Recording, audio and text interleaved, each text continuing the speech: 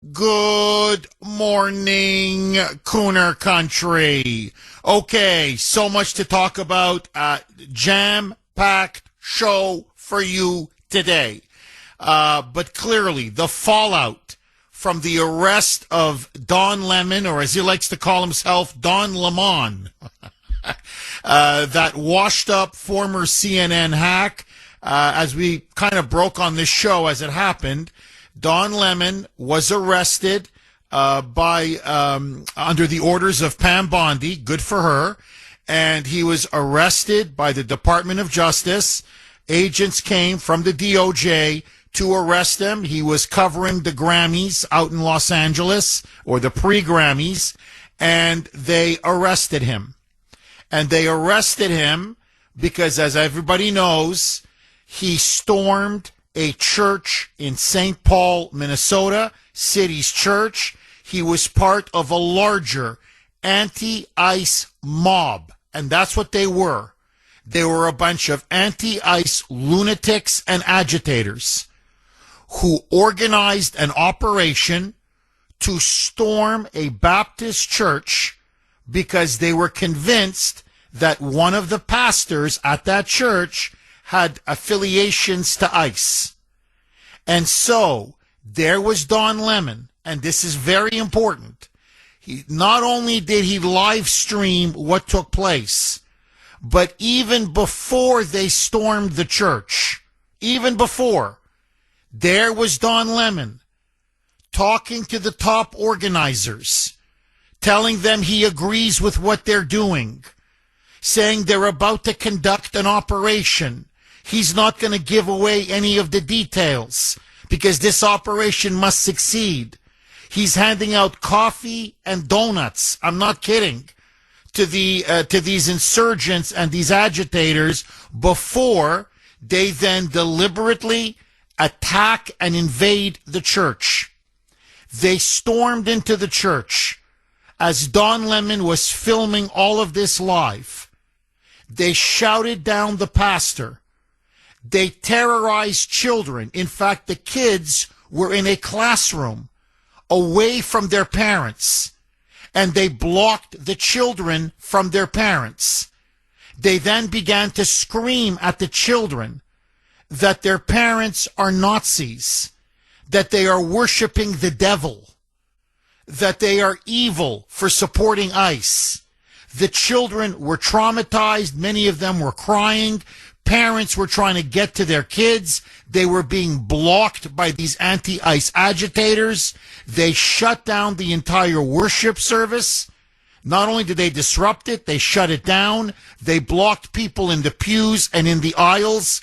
They were shouting, menacing, intimidating people who were in the church. It is an absolute disgrace. It is a disgrace on every level. And the whole time this was taking place, that idiot, Don Lemon, wasn't just filming a la like a journalist. I'm just trying to get the story. Oh, no. He's encouraging them, the agitators, these insurgents, to continue to do what they're doing. He's justifying it, saying they have, under the First Amendment, if you can believe this, they have the right to storm a church and disrupt a church service. The pastor asked him to leave repeatedly. He refused to leave. And then began to challenge the pastor, saying, "How dare you demand that these protesters leave? This is like the civil rights movement. This is the First Amendment. It isn't the First Amendment.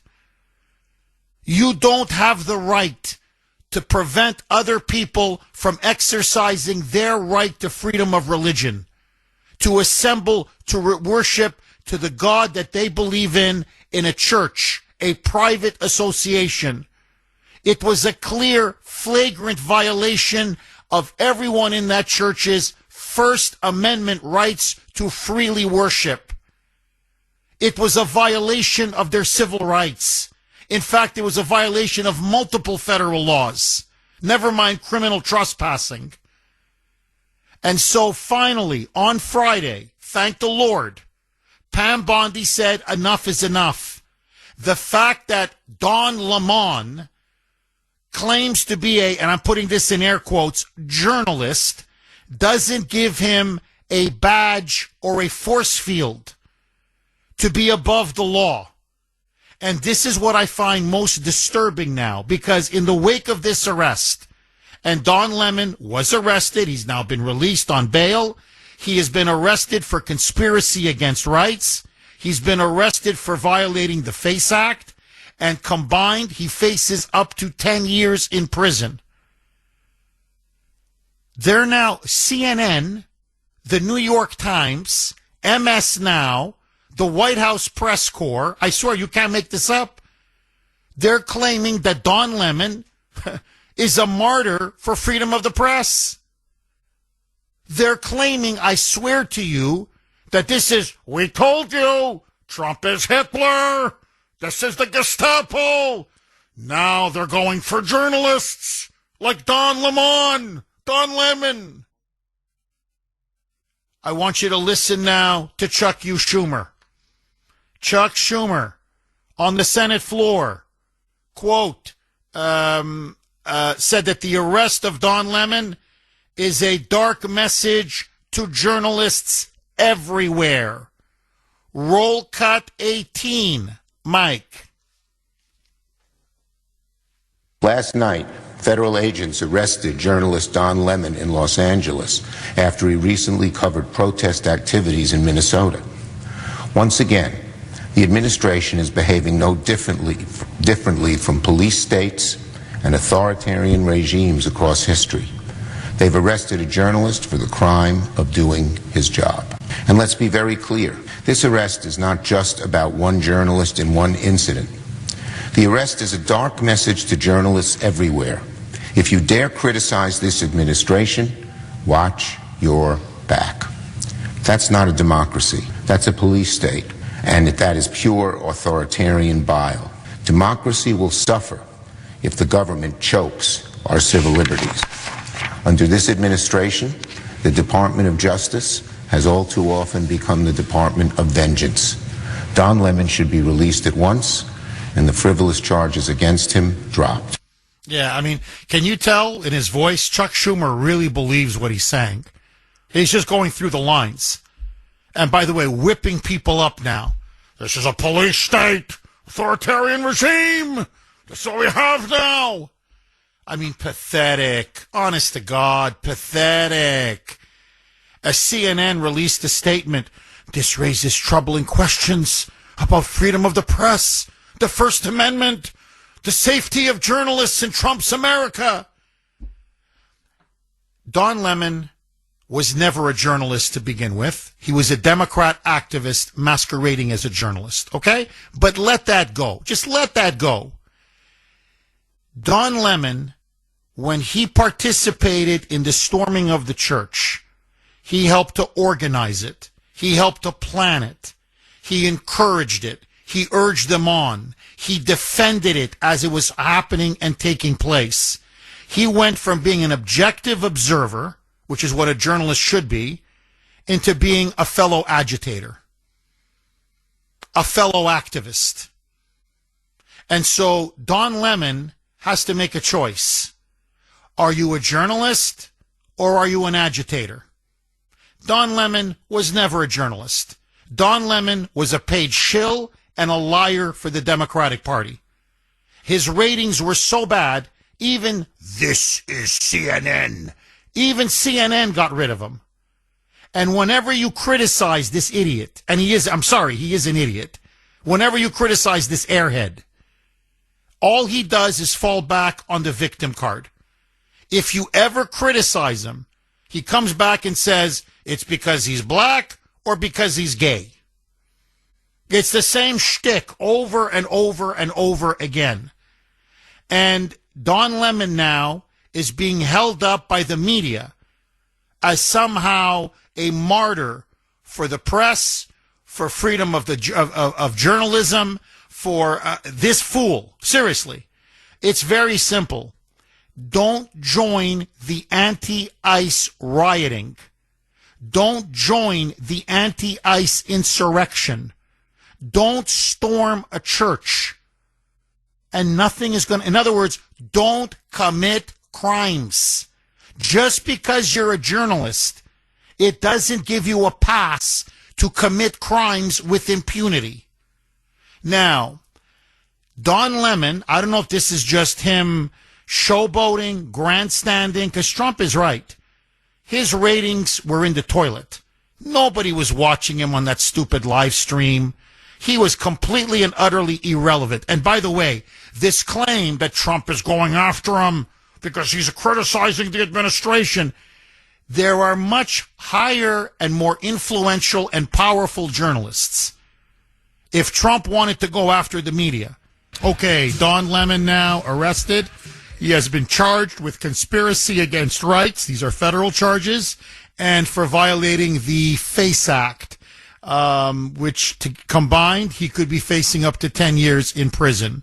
As I mentioned in my opening monologue, and the media, when I say going berserk, I've never seen anything like this. The New York Times, the Washington Post, the Boston Globe, the Associated Press, the USA Today. I could go on and on. CNN, obviously, MS Now. This journalists are being thrown into dungeon. This is an attack on all journalists. The First Amendment is finished. You have the Democrats. I played you Chuck U. Schumer.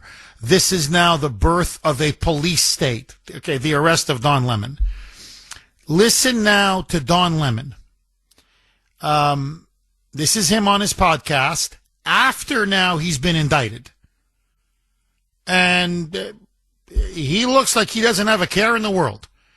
To be brutally honest, I think this is exactly what he was looking for. This is the attention that he wanted. He had 0 ratings. He was finished. He was washed up. Not that he was ever popular. He had horrible ratings at CNN.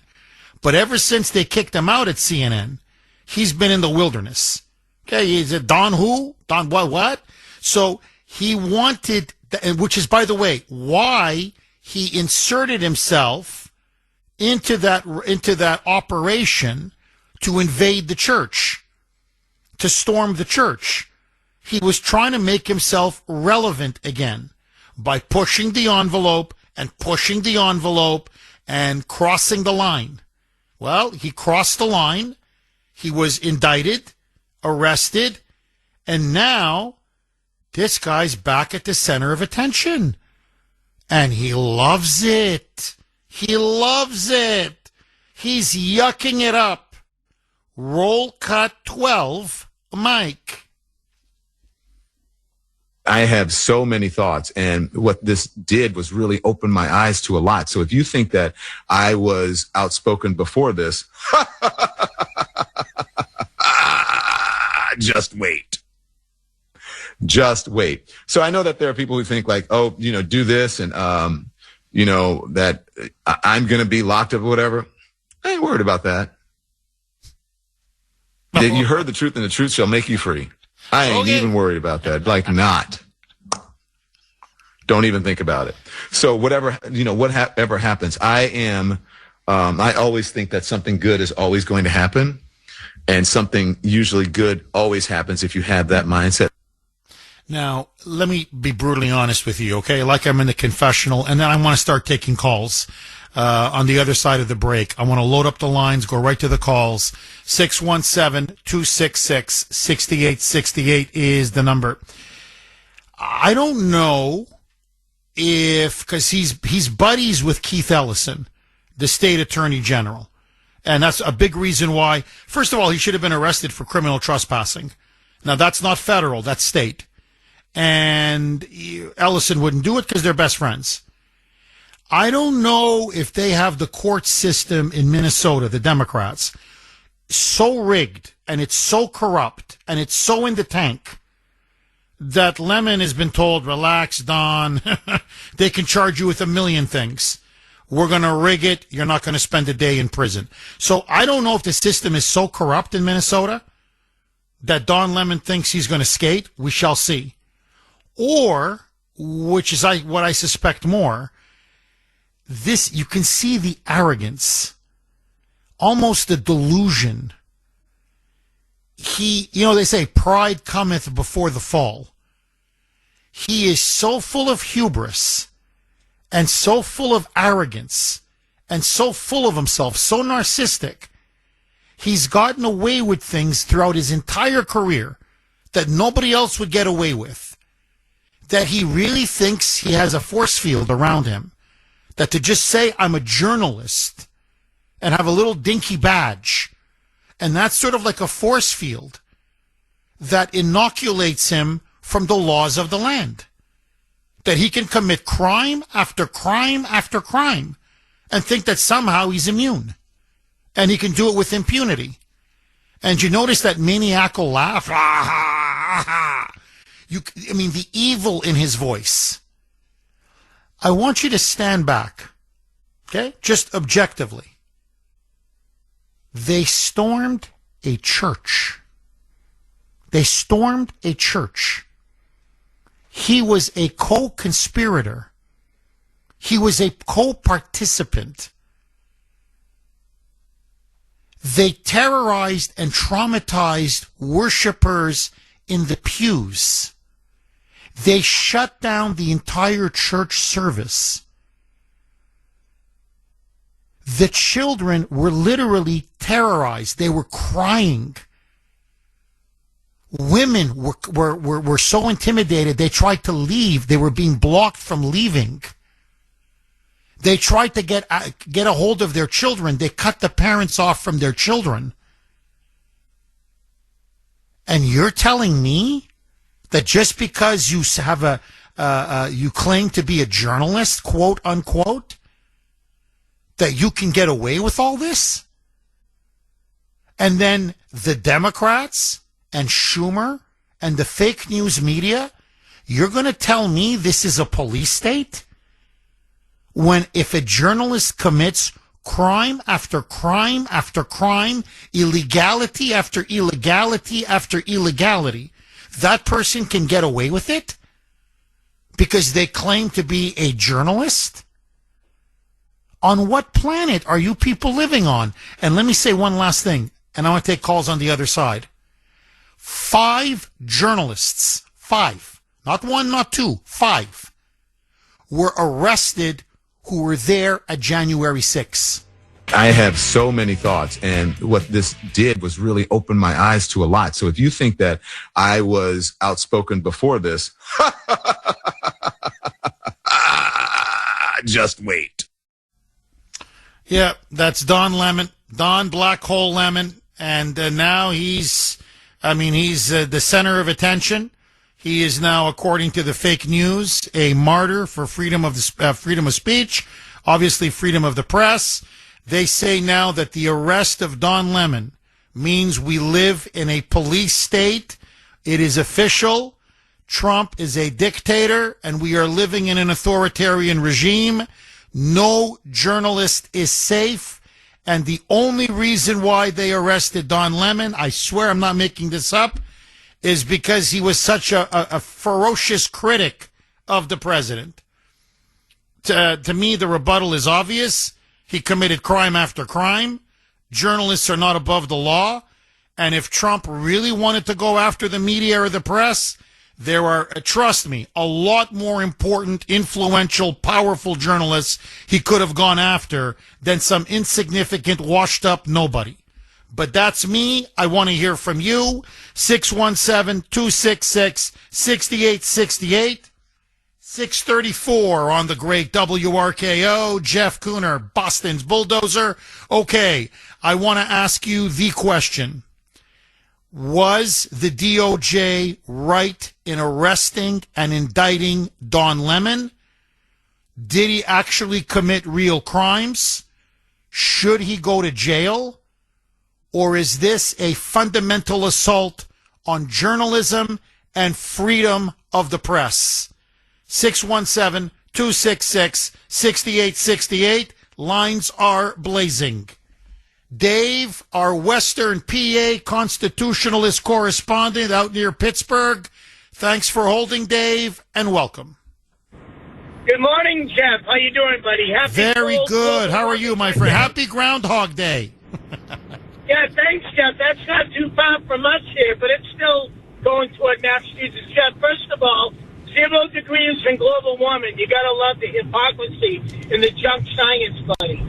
But, hey, Jeff, let me put it to you this way. If this moron, Don Lemon, sourpuss, it did this in my church, Jeff, I mean, I love God, and I'm a God-fearing Jewish Christian and Messianic Jew. I would have punched his lights out, Jeff. And you know what? I'm glad that the DOJ arrests him. It's about time that dumb blondie got off her ass and did something.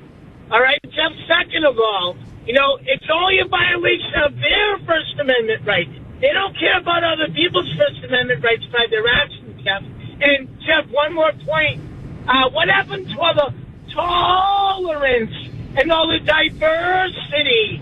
And, Jeff, just like in Minnesota, I don't care if this guy was a nurse or he was gay or queer or whatever they call themselves, Jeff. I really don't give a rat's ass. What he did, he broke the law, and he's paying for it. But some liberal jurist will let him go, Jeff. You know that as well as I do. Well, that's my fear, Dave. I mean, I don't know if he's crazy, like he's just so full of arrogance and hubris. He's such a narcissist that and those are the guys that tend to fall. They think they're untouchable, and that's their downfall. Or Ellison and Waltz and others gave him a call and said, "Hey, Don, take it easy. They can indict till..." Now, I understand he's dealing with federal charges. So this is, above Ellison's pay grade and Waltz's pay grade. It's above their level. But still, I don't know if they think they have it so rigged in Minnesota. My understanding is St. Paul is different from Minneapolis. I'm not saying it's conservative, far from it, but it's not as crazy as Minneapolis. And the county that St. Paul is in, which is where this church was, actually extends into rural Minnesota, where, believe it or not, there are a lot of Trump voters. So the jury pool may have a few conservatives on that jury pool. It's not going to be as if it was in Minneapolis. So I don't know. I got to tell you, if I were Don Lemon, I'd keep my mouth shut. That's the other thing. Every good lawyer tells, a defendant, "Hey, look, don't say a word. Don't give interviews to the media. Don't do a podcast. Don't give speeches. Shut up. Let the lawyers do the talking. Win in court. Don't say anything that could be possibly used against you. You have no idea what could be used against you."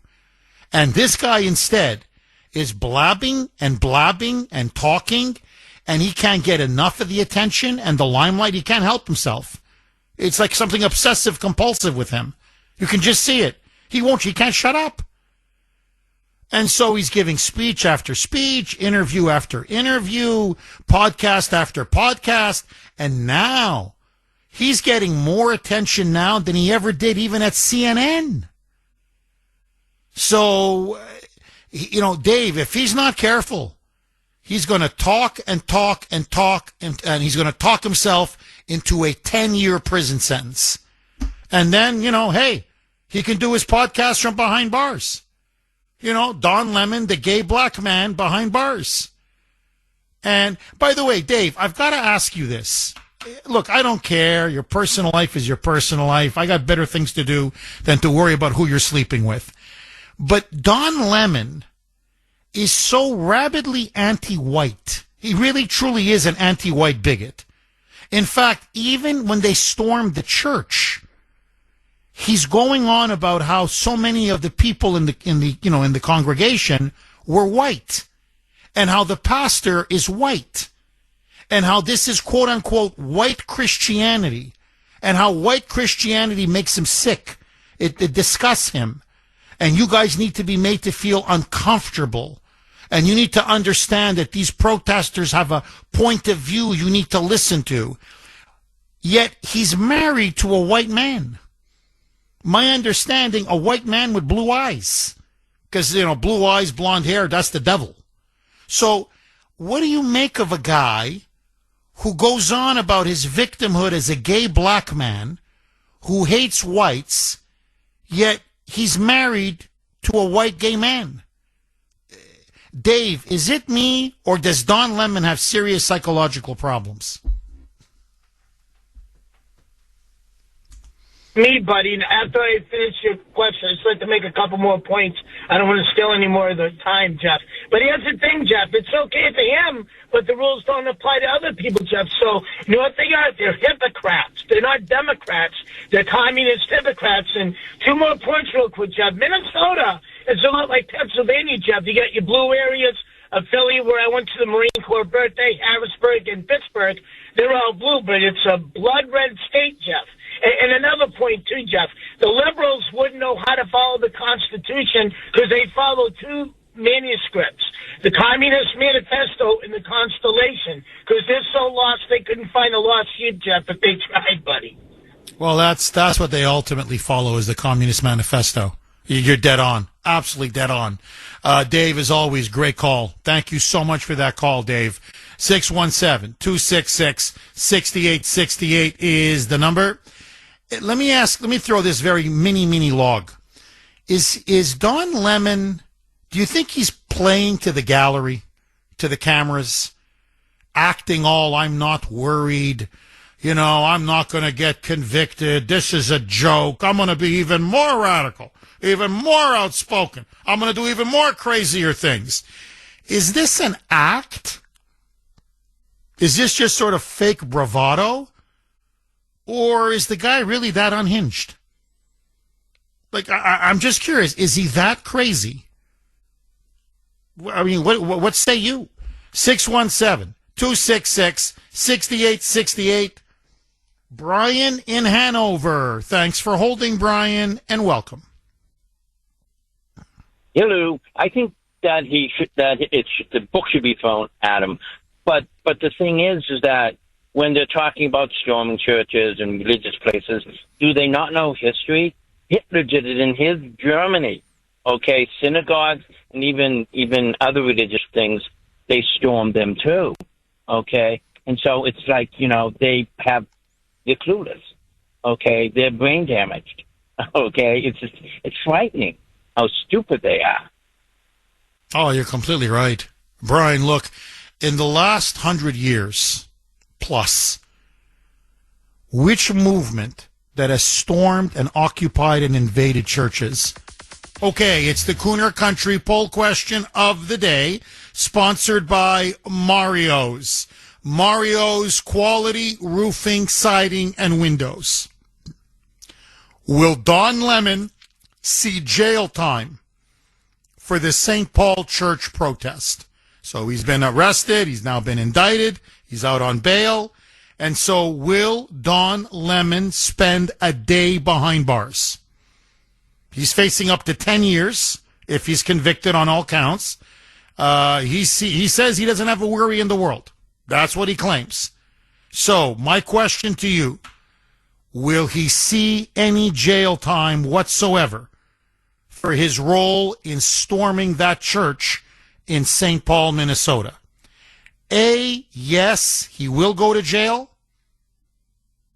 B, no, not a second behind bars. Not a minute, not a second. He will never, ever see the inside of a jail cell for that storming of the church, for those crimes. So A, yes, he goes to jail. B, no, he doesn't. You can vote on our webpage, wrko.com/Kuhner, wrko.com/Kuhner, Kuhn as in national ER. You can also vote via X, my handle there, all one word. And yes, I was very active on X last night. My handle there, at the Kuhner Report, all one word, at the Kuhner Report, Kuhner. Mel in New York. Thanks for holding, Mel, and welcome. Oh, hold on. I'm sorry. Oh, we still have Bruce in Hanover on? Okay, excellent. Good. I thought we'd lost him. Bruce, we still have you, right? Yeah. Oh, good. Okay, excellent. I thought we lost you. Bruce, you made an absolutely superb point, and I just want you to elaborate on that a little bit. Let me ask you, because you said, when you start storming places of worship, and you mentioned the Nazis, how they would storm into synagogues. I mentioned the Bolsheviks. That's what they did. This is something evil.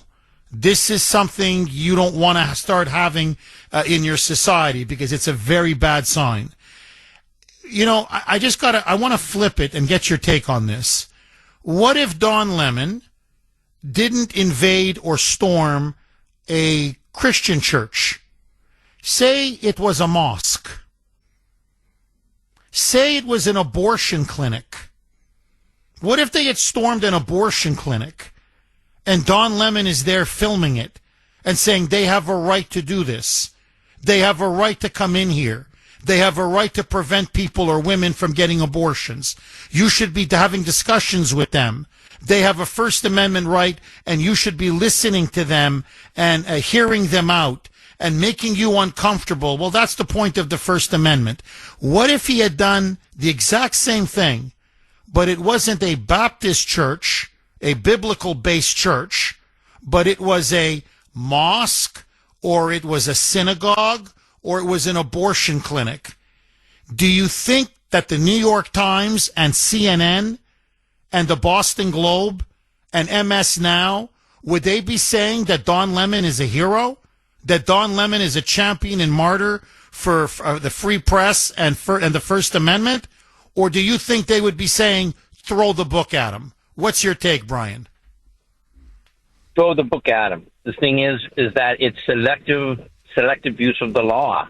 Okay, my view is that no, I don't believe in abortion, and no, I think that a lot of fundamental Muslims, okay, would have no problem burning down Christian churches.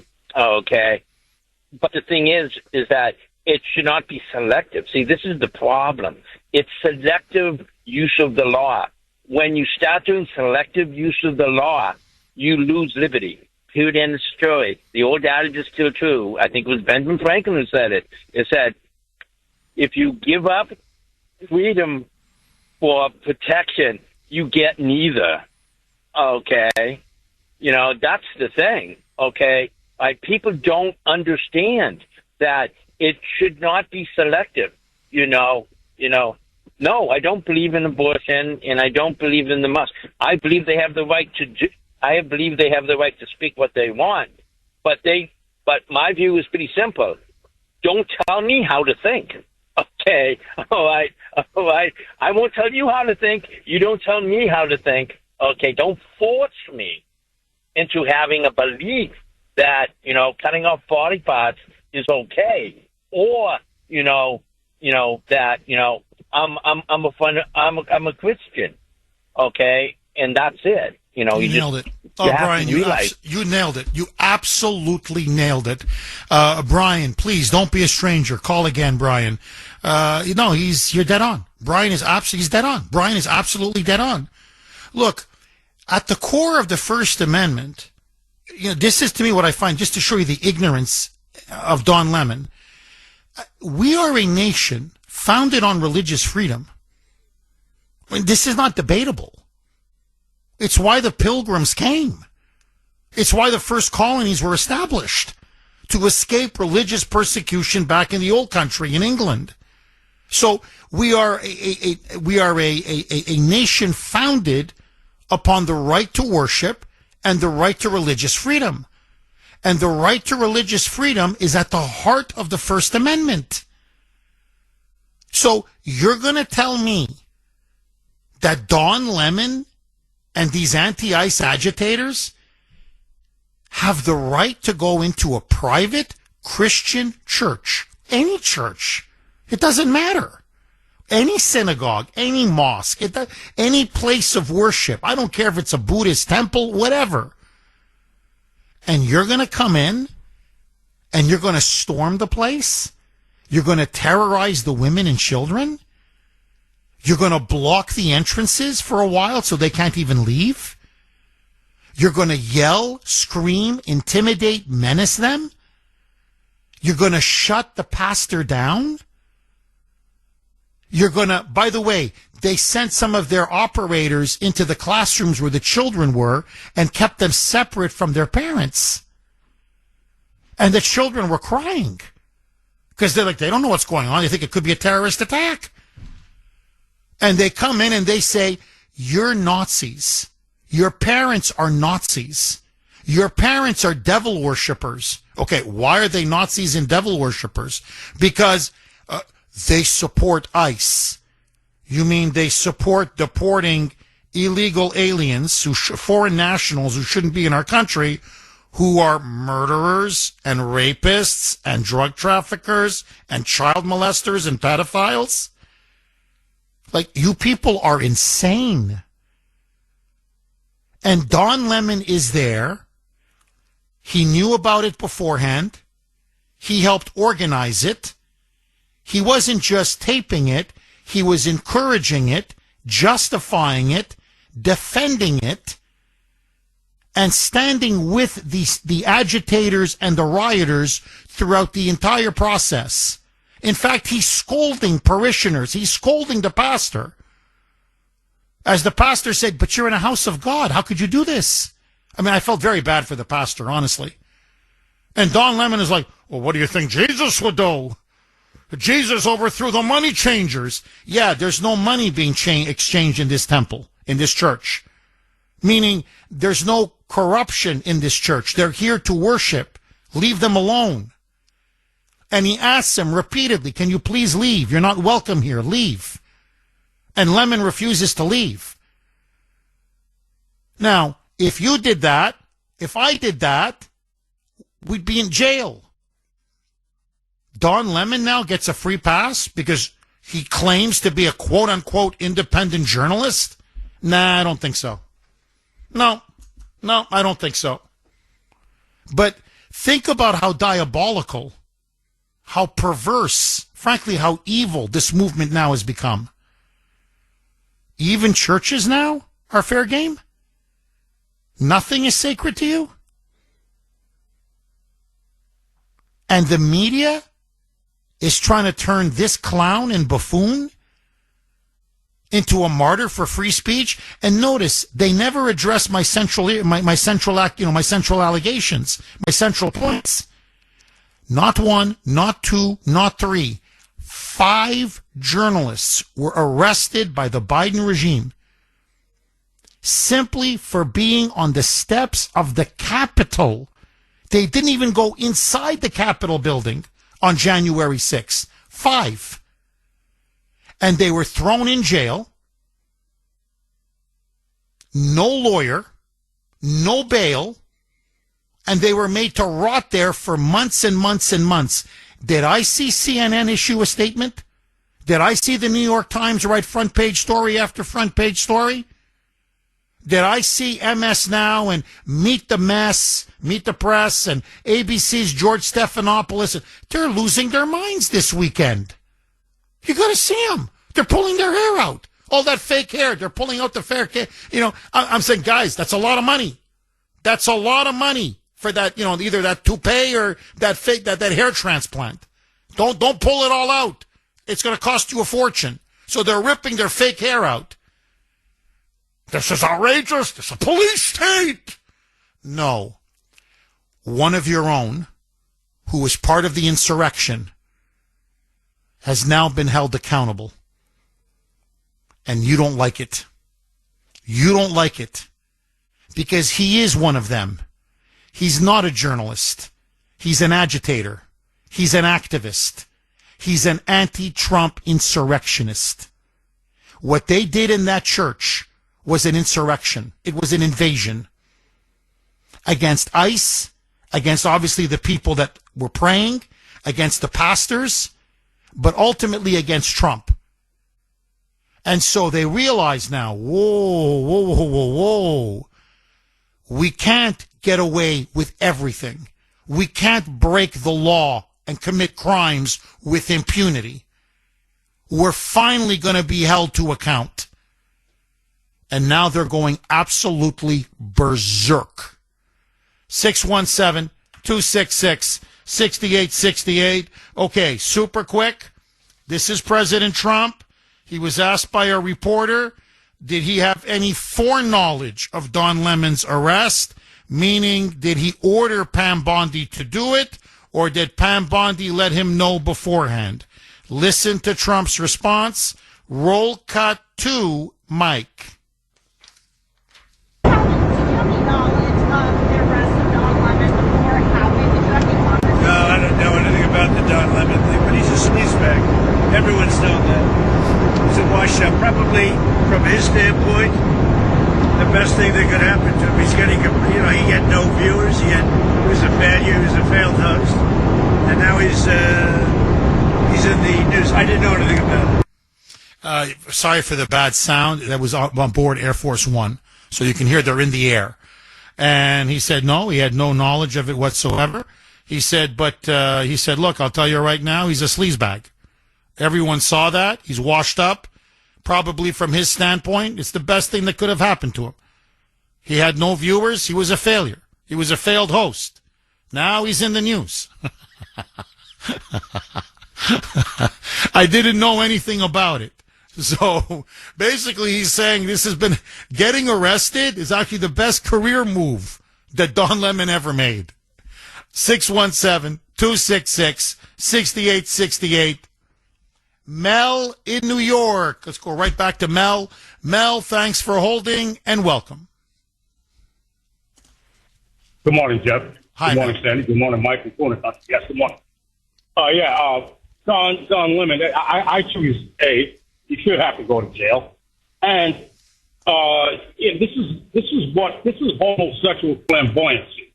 I mean, this guy, there was clips of him dancing outside the church. But on top,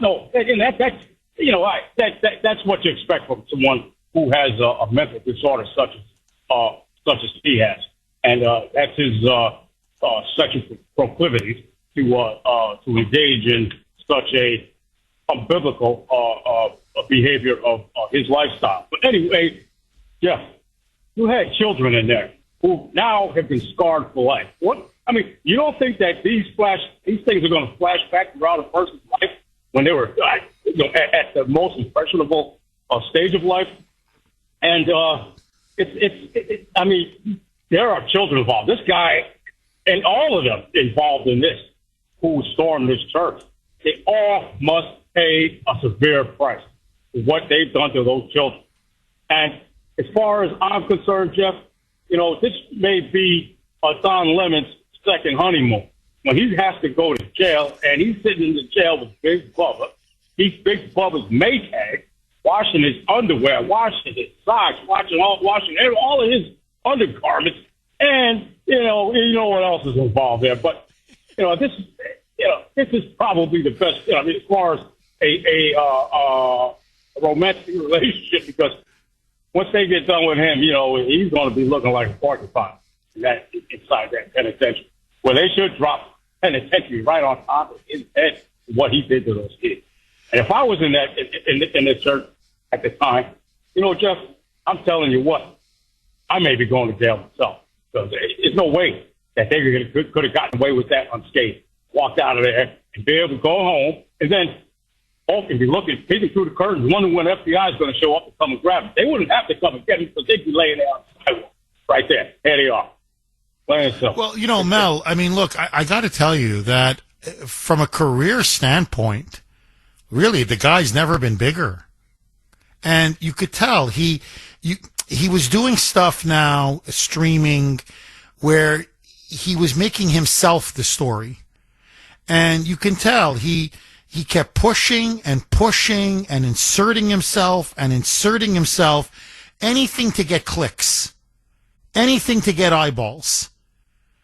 And so he thought, well, you know what? Let's go all the way. Let's storm a church. And I'll be a hero of the anti-ICE resistance. And I'll be a hero to the left. And I'll be a hero to all these people who hate Christians. And, let me be part of this. And it's almost like you can tell, like, wow, I've never had this much attention before. So, I believe him. Honestly, I really do. When he says, I'm going to be even more radical in the future. because you can tell he's addicted to the fame. He's like a narcissist. He's like a heroin addict. You know, attention is his drug. The more you give it to him, the more he wants. And this guy is so freaking crazy. Who knows? Maybe he wants to go to prison and do like a podcast from prison and say, you know, what it's like to, you know, to be in prison. And you're right, by the way. They're going to destroy this guy in jail. This guy, he has no idea. He's playing with fire. Because you're right. A guy like him, I mean, they are, let's put it this way. They're going to target him in prison. Okay? Let's just leave it at that. So he's got a screw loose. There's no question the guy has a serious screw loose.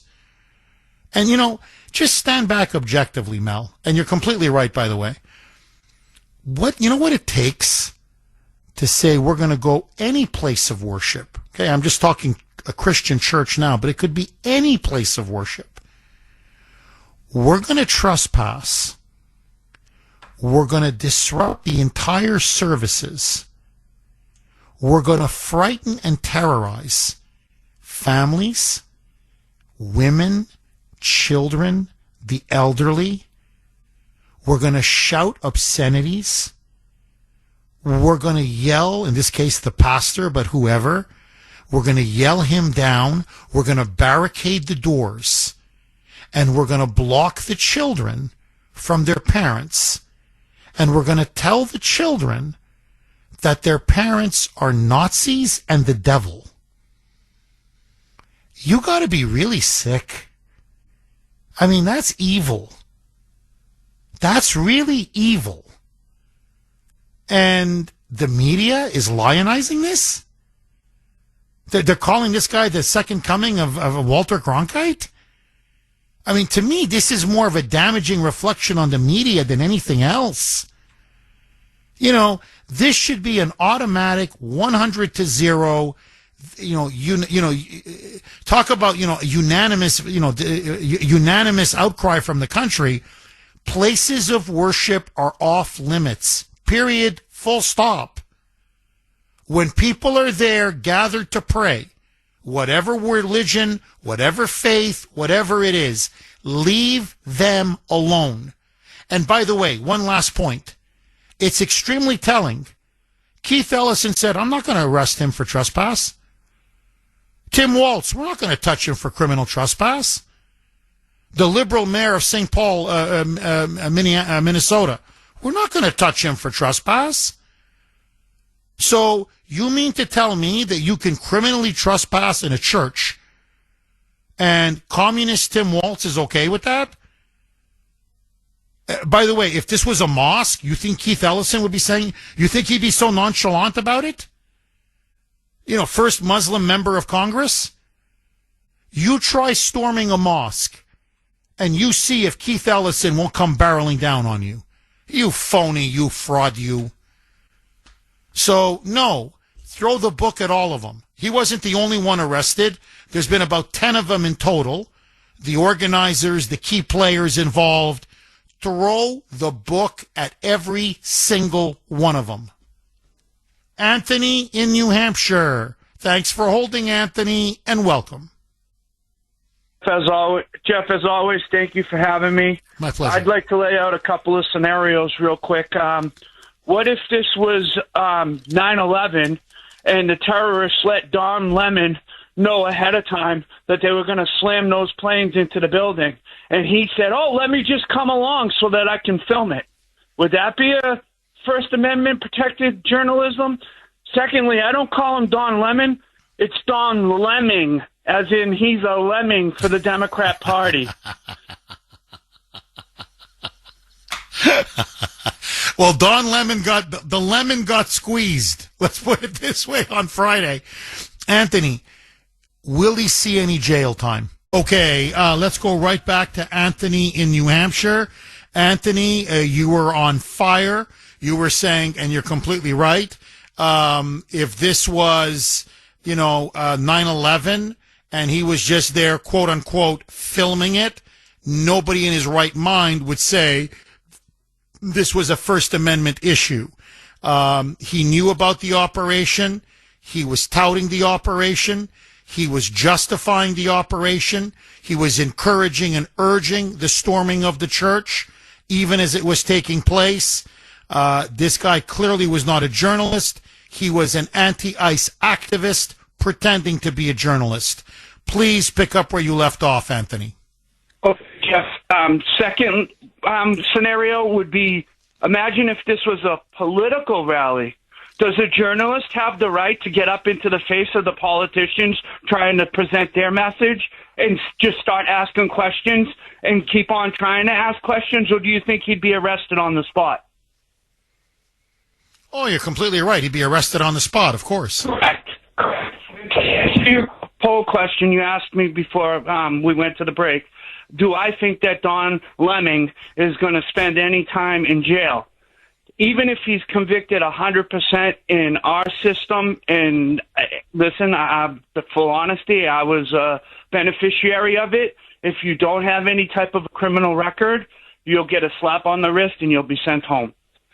So he's not going to face any jail time, but the conviction and to set a precedent that, hey, you know, you can be a journalist, but, you know, if somebody's telling you, hey, I'm about to go scream fire in a movie theater, you can't just say, okay, I'm going to tag along to witness and journalize the stampede that's about to ensue and watch people get killed. You have a right to film an event. You don't have the right to participate or to have full knowledge of a crime about to be committed and just tag along and witness it so that you can say that you're a journalist. Bingo. I couldn't have said it better myself.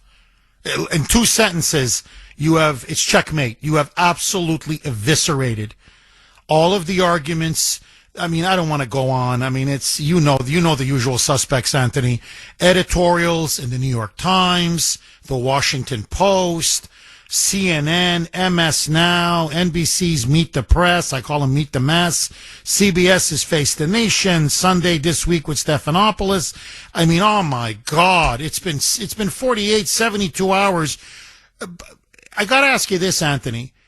Now the Democrats are saying the arrest of Lemon proves definitively we now live in a police state. This is now an authoritarian regime. Today it's Don Lemon. Tomorrow it's you, it's me. Do they really believe this garbage?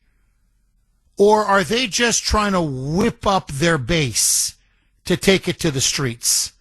When Schumer stands there, and it's not just Schumer now, it's every Democrat defending not just Don Lemon, but saying, this is it. Fascism is here. We now live in a dictatorship. Journalists are being jailed. Do they believe this garbage? Or are they just cynically now manipulating and ginning up the emotions of their supporters so that they'll get even more violent? What say you? On Newsmax on the other day. As soon as you presented them all the evidence of how you could come up with the scenario that Ilhan Omar was in on the gig when she got sprayed and she didn't do anything about it, and you laid that evidence out, he looked at you and went, but you got no proof. You got no proof. They're in on this, Jeff. This is to rally their base.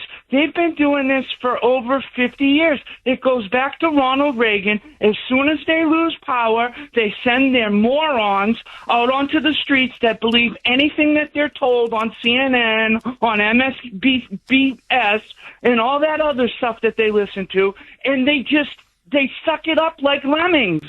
And then they go and do exactly what they're told. They're being on the streets because Tim Walz said, get out there and do it for democracy. We lost another election. We have no power. We need to keep these illegals here so that we can maintain congressional seats and we can get our electoral votes. If Trump succeeds in getting that gone, then we lose power for the near future. They don't want to lose power. They'll do anything to keep power, just like 1861 all over again. Anthony, thank you very much for that call. I was on Newsmax on Friday. I'm going to be on again very soon. But anyway, and I was debating a liberal about Ilhan Omar. And, you know, and he was like, there's no proof that it was staged. I'm like, her behavior casts suspicion that it was staged. You get sprayed with a foreign substance that you think could be some kind of a chemical agent. It's on your skin. It's on your sweater. It's on you. You don't even wash it off. You don't go to the hospital. You actually continue to speak. And not only that, she was hugging her constituents at the end with the chemical substance all over her. Allegedly was apple cider vinegar. I'm like, no, pardon the pun, because it really reeked. You know, the substance that she was sprayed with, the apple cider vinegar, it smelled. It doesn't pass the smell test.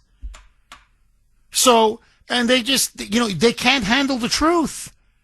I'm like, either she's the most stupidest woman on the planet, like I'm talking super low IQ, like really dumb, okay? Like dumb that she should be disqualified from Congress. Or it was staged. I don't care. Take door 1 or take door 2. Either way, it's bad for her, that's for sure. So, and as I said, you get sprayed with a chemical substance. You don't know what it is. Somebody just throws this substance and it smells and it stinks and it's all over you. What's your reaction?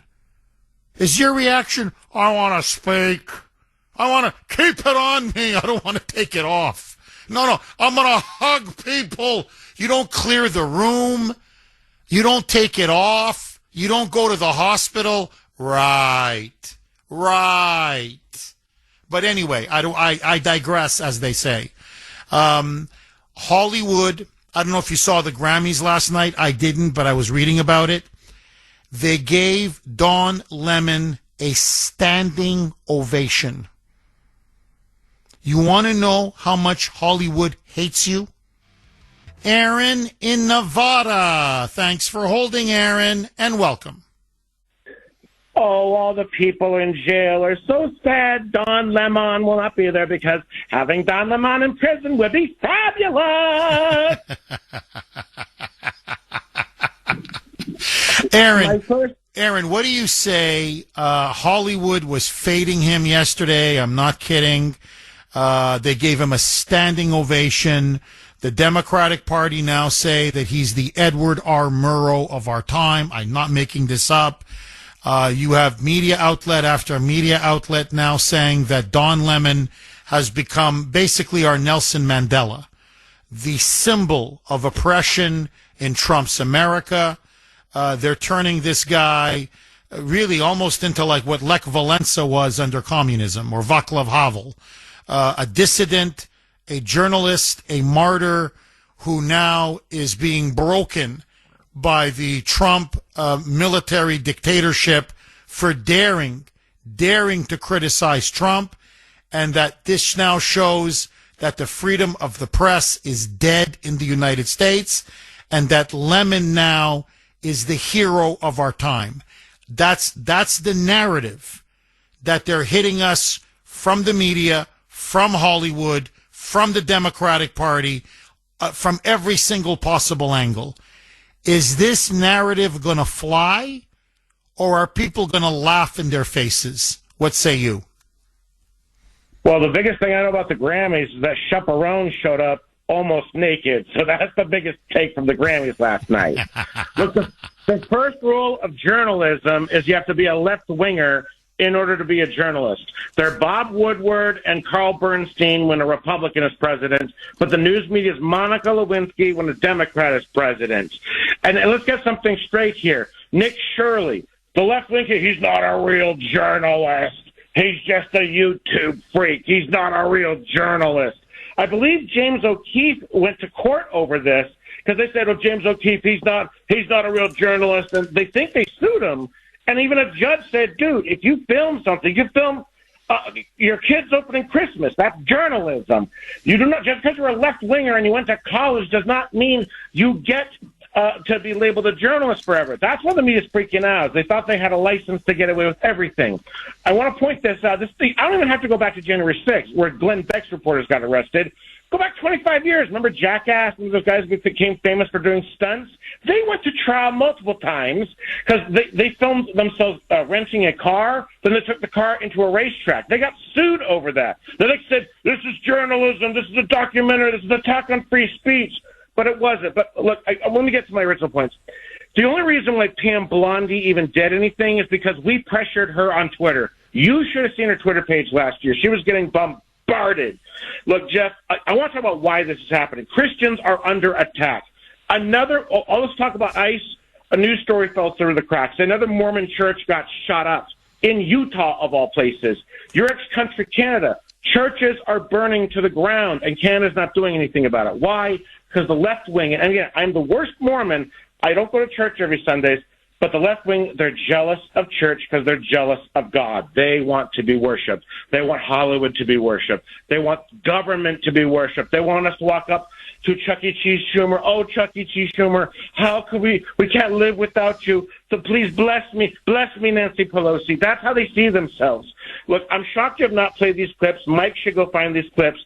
After Don Lemon went to that church, he went on a rant about ICE agents, said they were all Nazis, they were all white supremacists, and they all had little teeny tiny wee-wees.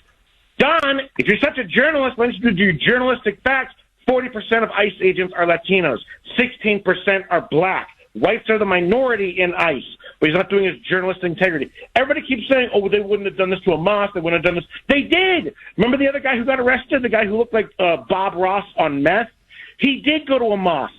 And he said how wonderful it was, how blessed it was. And here's what an idiot he was. He went when it was empty. He says, oh, the Muslims aren't here because they're scared. They're scared ICE is going to deport them. You moron, it was a Sunday. Muslims worship on Fridays. You idiot. Aaron, I got to tell you, man, it was you really gave it. I mean, seriously, you're right. You've really exposed the media for the just the frauds that they are. And you're right. I never looked at it that way, but they are jealous of God. I think they are jealous of people who go to church because they want to be worshipped. You nailed it. The Democrats want to become the church of the United States. And Hollywood wants to be worshipped. It's about power. And they resent the fact that, people worship God, which means they're not worshiping them. And that's the one thing they can't stand. They want to become our God. That to me is very, very clear. And that's why we're in the mess that we're in. Aaron, as always, very thoughtful call and funny. 617-266-6868 is the number. Okay, this is Don Lemon speaking to the press. Okay, this is in Los Angeles. He was arrested. He's been granted bond. So now he was there for a couple hours. They booked him. And we'll just watch. The media, it was a pack of media. And they were hanging on his every word. And listen to Don Lemon now play to the cameras. Roll cut 13, Mike. I've spent my entire career covering the news. I will not stop now. In fact, there is no more important time than right now, this very moment, for a free and independent media that shines a light on the truth and holds those in power accountable. Again, I will not stop now. I will not stop ever.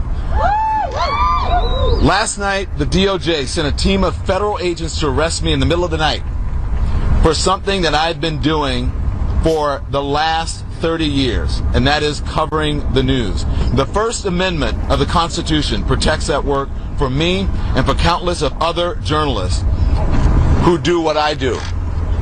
I stand with all of them, and I will not be silenced. I look forward to my day in court. Thank you all. That's the media cheering him on. That's the media. The media is cheering him on. Okay, just to show you how again, it's pure propaganda, absolute propaganda. Now, just think about it. I'll be brutally honest with you. There's half of what Don Lemon is saying is true in his own twisted way. What he did in storming that church, i.e., I'm an activist. I'm an anti-ICE, anti-Trump, Democrat activist and agitator. I'm part of La Resistance. And I've been doing this for 30 years. He has. You see, that's the problem with the so-called media, and I put media in air quotes. They don't do objective journalism. They don't do nonpartisan, honest reporting, just the facts, nothing but the facts. No. Don Lemon is basically saying, what's the problem? I've been a partisan hack for the last 30 years. I've been inserting myself in stories for 30 years. I've been siding against Republicans and Christians and conservatives and, now Trump for the last 10 years. And I've been a partisan hack. I'm not going to stop now. Why should I stop? And this is what I mean. Just, again, stand back. Who's silencing you, you idiot? What truth to power are you exposing? Terrorizing young kids? Bullying a pastor? Yelling and screaming at worshipers in a church? Preventing women from exiting because they're petrified that lunatics stormed in and started yelling and screaming and chanting and intimidating and terrorizing them? What to me is very scary about all of this is that they believe that storming churches and terrorizing Christians is a good thing. It's something to be lauded, to be celebrated, to be defended, to be protected. 617-266-6868 is the number. Okay, many of you are texting the Kuhner Man. By the way, you can text us 70470, 70470, and of course you're emailing the Kuhner Man saying, Jeff, invite liberals to call in. I mean, to defend Don Lemon, to defend what was done at City's Church in St. Paul, Minnesota. And of course, hey, I'm always open to liberals calling into the show. But to be honest, from the reaction that I'm getting from liberals, and it's on message, it's on my, from my inbox, tons of emails, and of course the text line, they only have one argument. And this is what I mean when I say we're becoming two nations. And they're slowly becoming more and more unmasked as being almost satanic and diabolical. It's just pure rabid hatred. What it is ICE is fascist, Trump is fascist, I'm fascist. That's it. Like, really, I can't stress enough to you. We're Nazis, I'm a Nazi, Trump's a Nazi, ICE are Nazis. So if you're going to protest Nazis, they have every right to go into the church. And the fact that it violates civil rights laws, they don't care. That it violates the FACE Act, they don't care. The fact that, I could go on, that it violates the First Amendment of the Constitution, they don't care. Because, you see, that's the point. If you're fighting, quote-unquote, Nazism, if you're fighting, quote-unquote, authoritarianism, if you're fighting, quote-unquote, fascism, everything is fair game. We're beyond reason or logic or facts or truth or objective reality. And there's a rabid hatred in the air. So, yeah, you're invited to call, but all you're going to get is Chris in Gloucester, you're a fascist! Or you're going to get, Bill in Sudbury, you're a fascist! That's all you're going to get. And you're like, well, what does this have to do with storming a church? Well, one of the pastors was suspected of working for ICE. Okay. Still a free country. Not fascism! So, in other words, there are no crimes if you're resisting fascism. So, and it's not just storming a church, throwing rocks and bricks at ICE agents. That's not a crime. That's peaceful protest. Biting off DHS officials, literally biting off their fingers. Ransacking hotels. Smashing vehicles. Throwing frozen water bottles at the heads of ICE agents, which, by the way, they're getting concussions. You can give someone permanent brain damage.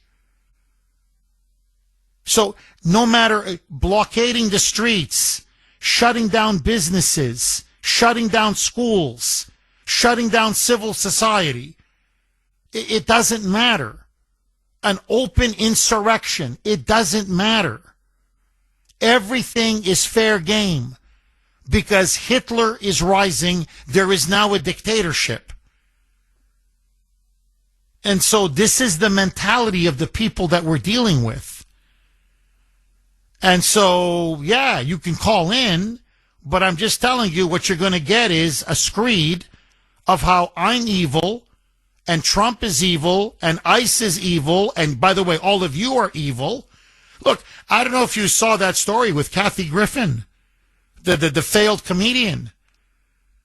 She, by the way, millions of people have now seen that clip where she said it's time for people, she's urging her followers, she's telling liberals, you need now to organize in your communities. You need to now spy on your neighbor and find out, are they Trump supporters? Are they MAGA? And if they're MAGA, quote, it's time to plan. And meaning, it's time to plan to either kill them, shoot them, destroy their property, cleanse them, like ethnic cleansing, or in this case, political cleansing, chase them out of your neighborhood, chase them out of your community, put them on a list so when they come back to power, they're going to start arresting people for the crime of having voted for Trump. And this is not just Kathy Griffin, this crazy comedian with the severed head of Trump, saying this.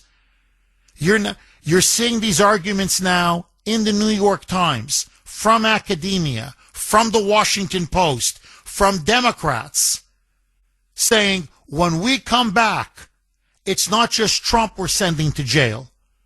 His entire cabinet to jail. ICE agents to jail. Trump supporters to jail.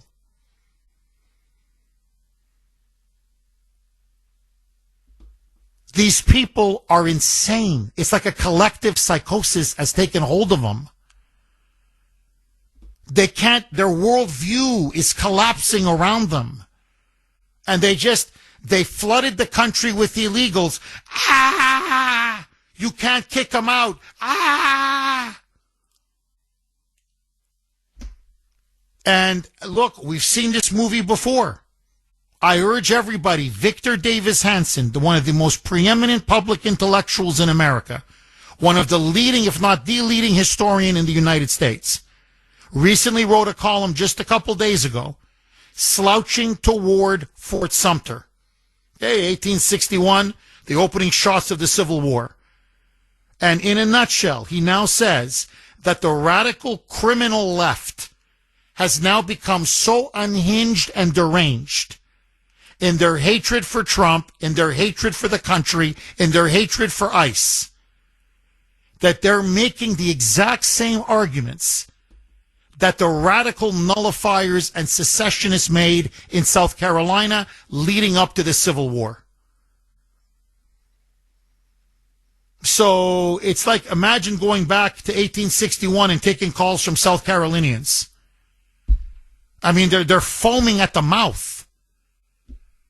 And that's what this is. This is a it's a color, as Victor Davis Hanson himself said, it's a color revolution, what you're seeing in Minnesota. And part of a color revolution is to manipulate the minds of the left with such hatred, blind hatred, it's blind, irrational hatred, that they will put their bodies on the line. They will die for the cause. They will kill for the cause. They will break the law for the cause in order for the Democrats to maintain and keep power. And that's the stage now that we're in. And I'm going to be brutally honest with you. I love Trump. I voted for him 3 times. I'm MAGA to my very soul. I mean, I want to get into this later in the show. We're in the, by the way, we're in a partial government shutdown. We are in a partial government shutdown. And the Democrats are going for Trump's throat on the funding bill for DHS and ICE. They're looking to completely defund ICE. They want to cripple his mass deportations right now. Right now. I mean, they're looking now to knock out all funding for ICE or utterly abolish it. And they have the Republicans now on the ropes. I mean, they're fighting a war, and we don't seem to be fighting back.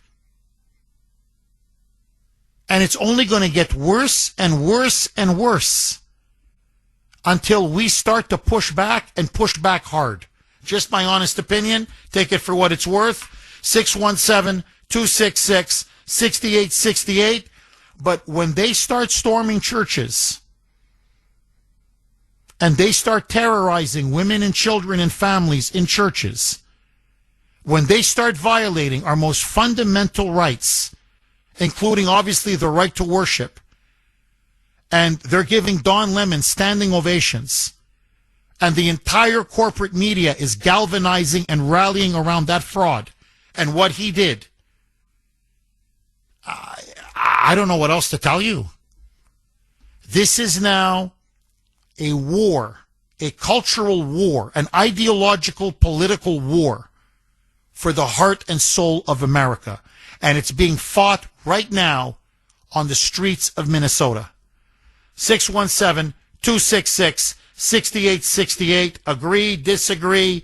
Hillary in Maryland. Thanks for holding, Hillary, and welcome. Hey, Jeff. How you doing? Good. How are you, Hillary? Nice to hear from you. Nice to hear from you, too. Yeah, I was just going to say, these people are Bolsheviks.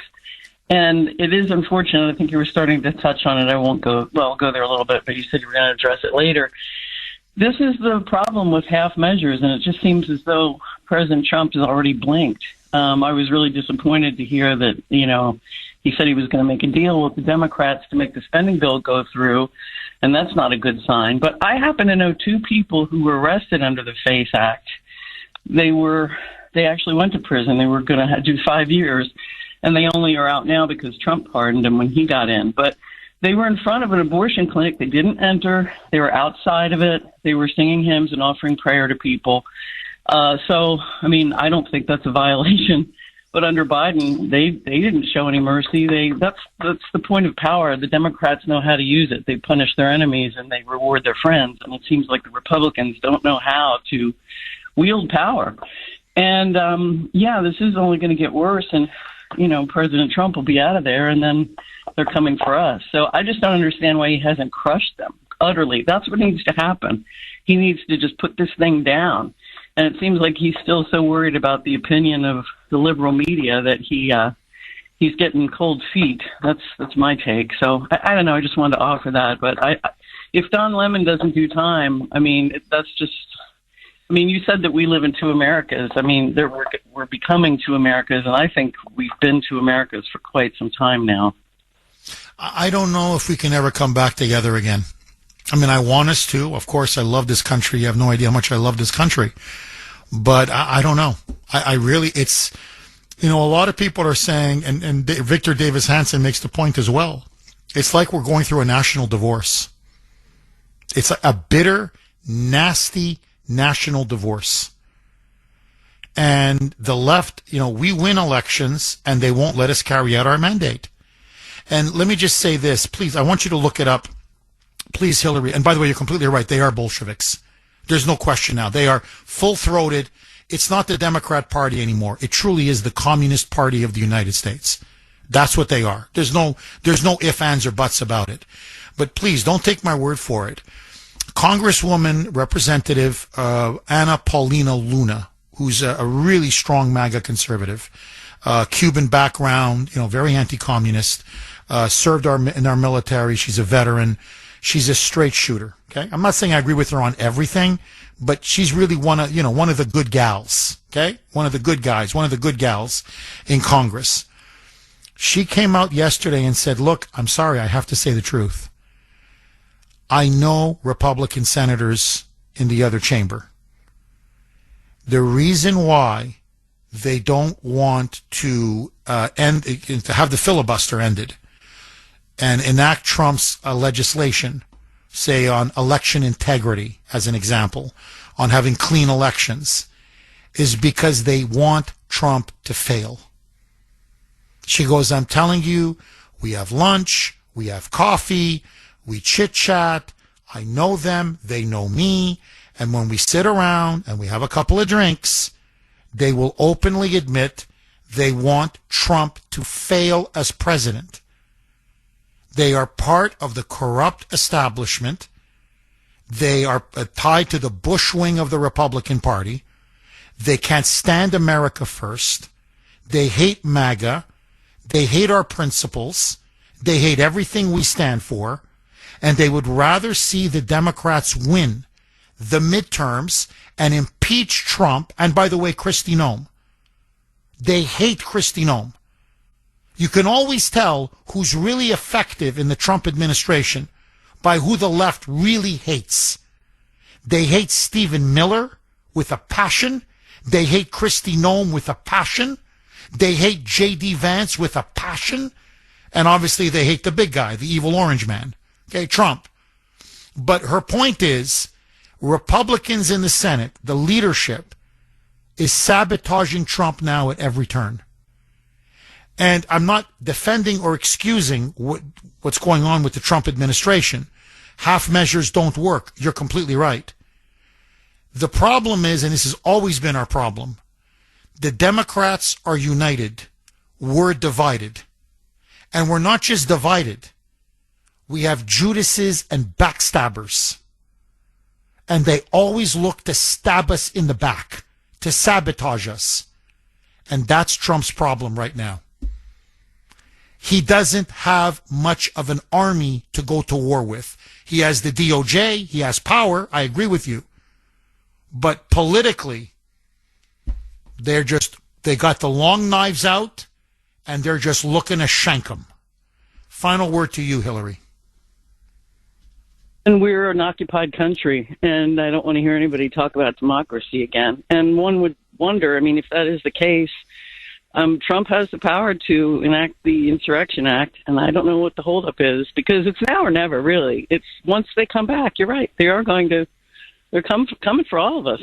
And you think that we're going to have, free speech on the internet again? It's going to go back to the way it was before under Biden. And they're going to come for you, too, because you're a big voice out there for MAGA. So, the stakes are pretty high. I don't know what he's waiting for, frankly, but I'm just frustrated. So thank you for that, Jeff. Thank you. And always dynamite call, Hillary. Always just really insightful. Thank you very much. 617-266-6868 is the number. Okay, look, just sit back. I'm going to take more calls, I promise. But I'm just going to give you a taste, okay? The Grammys yesterday, I don't care. You're saying, Jeff, why are you talking about the Grammys? I don't care about the Grammys. I don't watch the Grammys. I don't watch the Emmys. I don't watch the Oscars. I don't watch any of that. But it's an indicator of our cultural elites. And it's an indicator of where Hollywood is, okay, in the music industry. And rabid hatred for ICE is an understatement. Now, just sit back. Listen now. This is Billie Eilish, okay, quite big. Got a lot of followers. Speaking at the Grammys. This is pure Marxism. Just listen to this. Roll cut 23, Mike. No one is illegal on stolen land.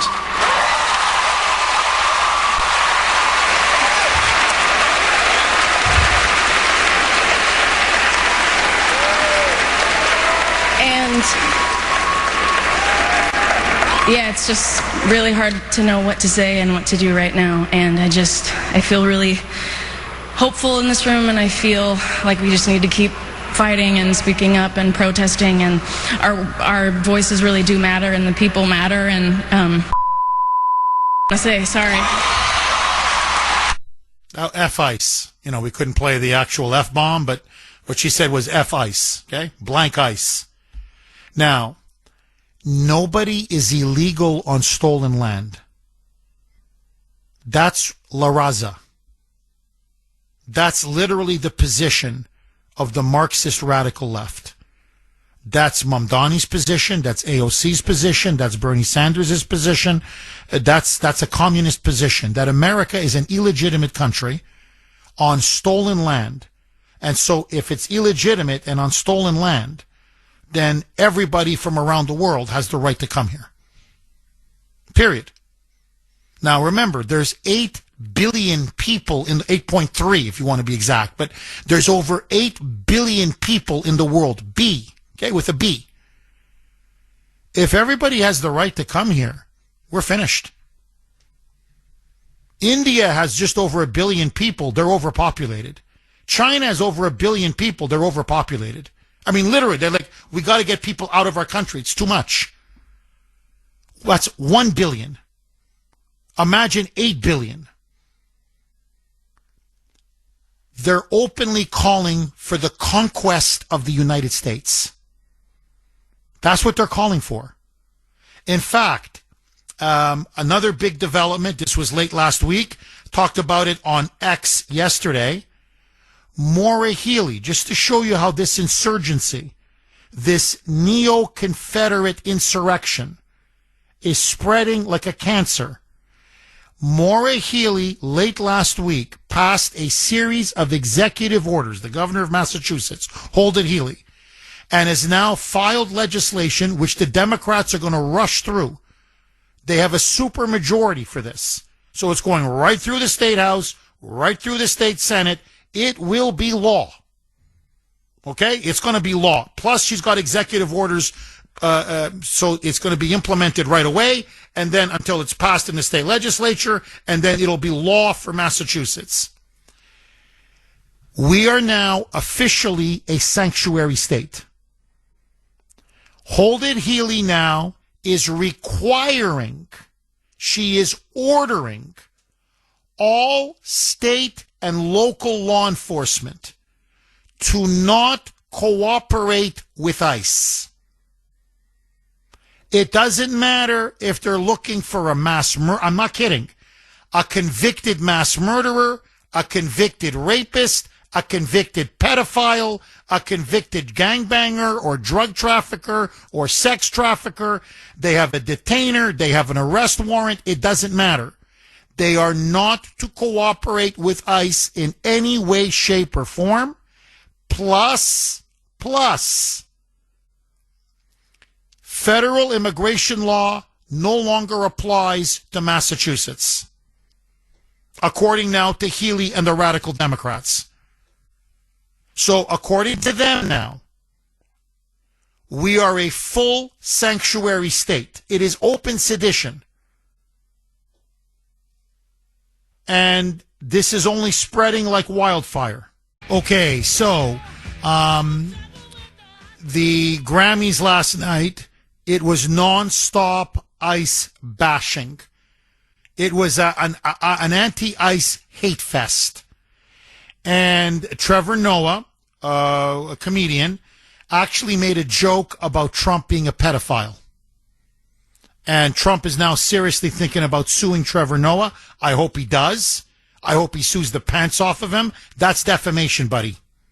Okay? But the point is, just to bring it full circle to our discussion, you had Billie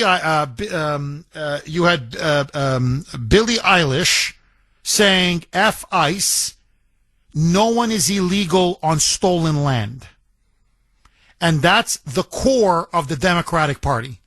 That's the core of the radical left.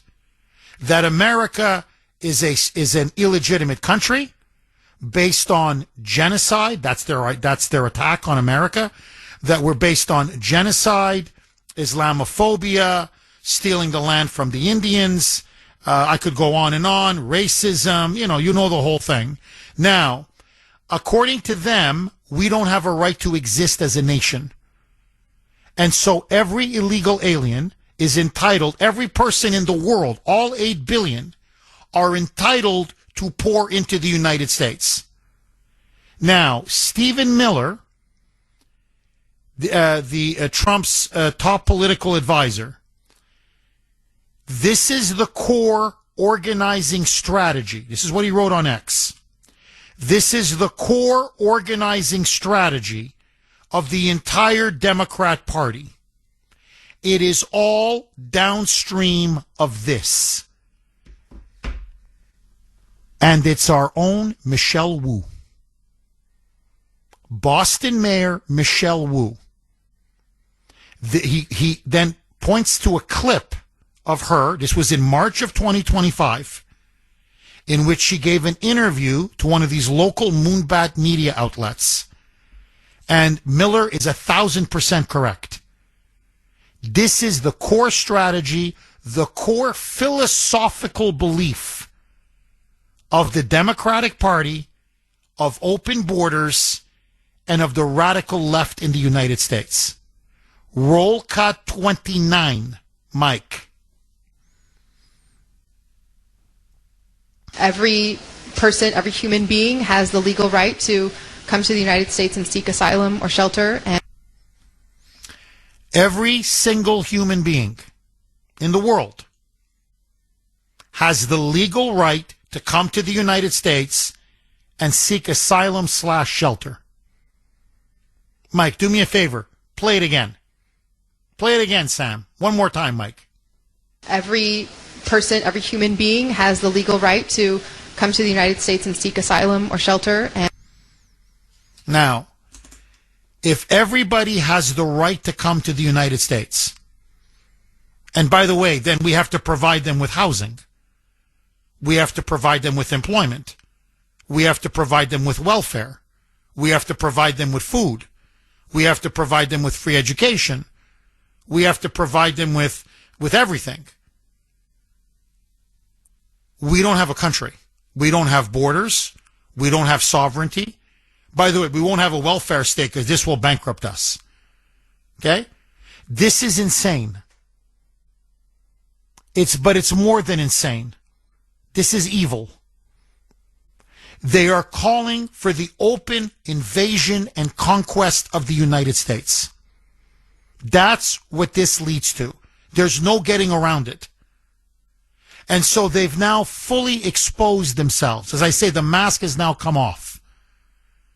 And they're going all in. They're saying you don't have the right to deport a single illegal alien. Period.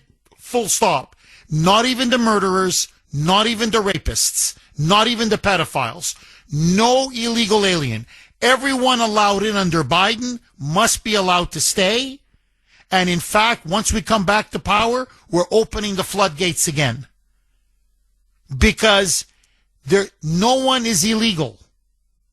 They're little dinky bumper stickers and signs you see everywhere. No human is illegal. Every illegal alien has the right. Every human being in the world, all 8 billion, have the right to come into the United States, and they're entitled to welfare benefits and a job.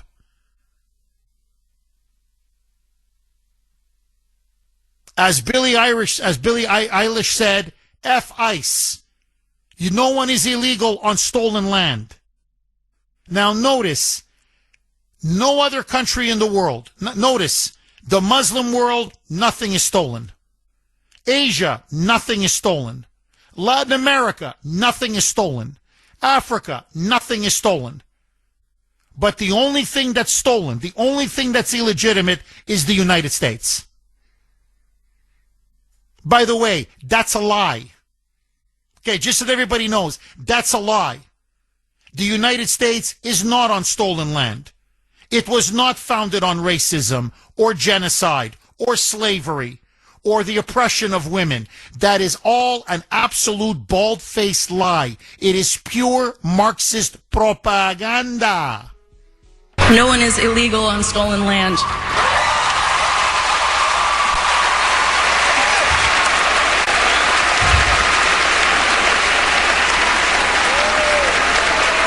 And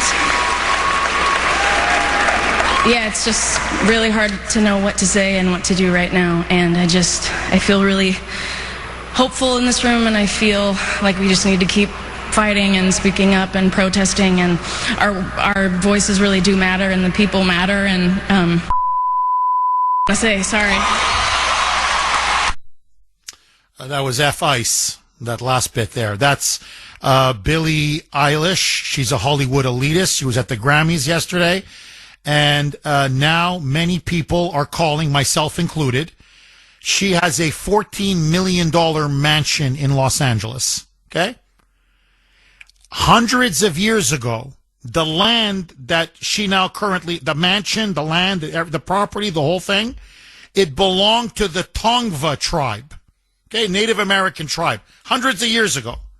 You know what?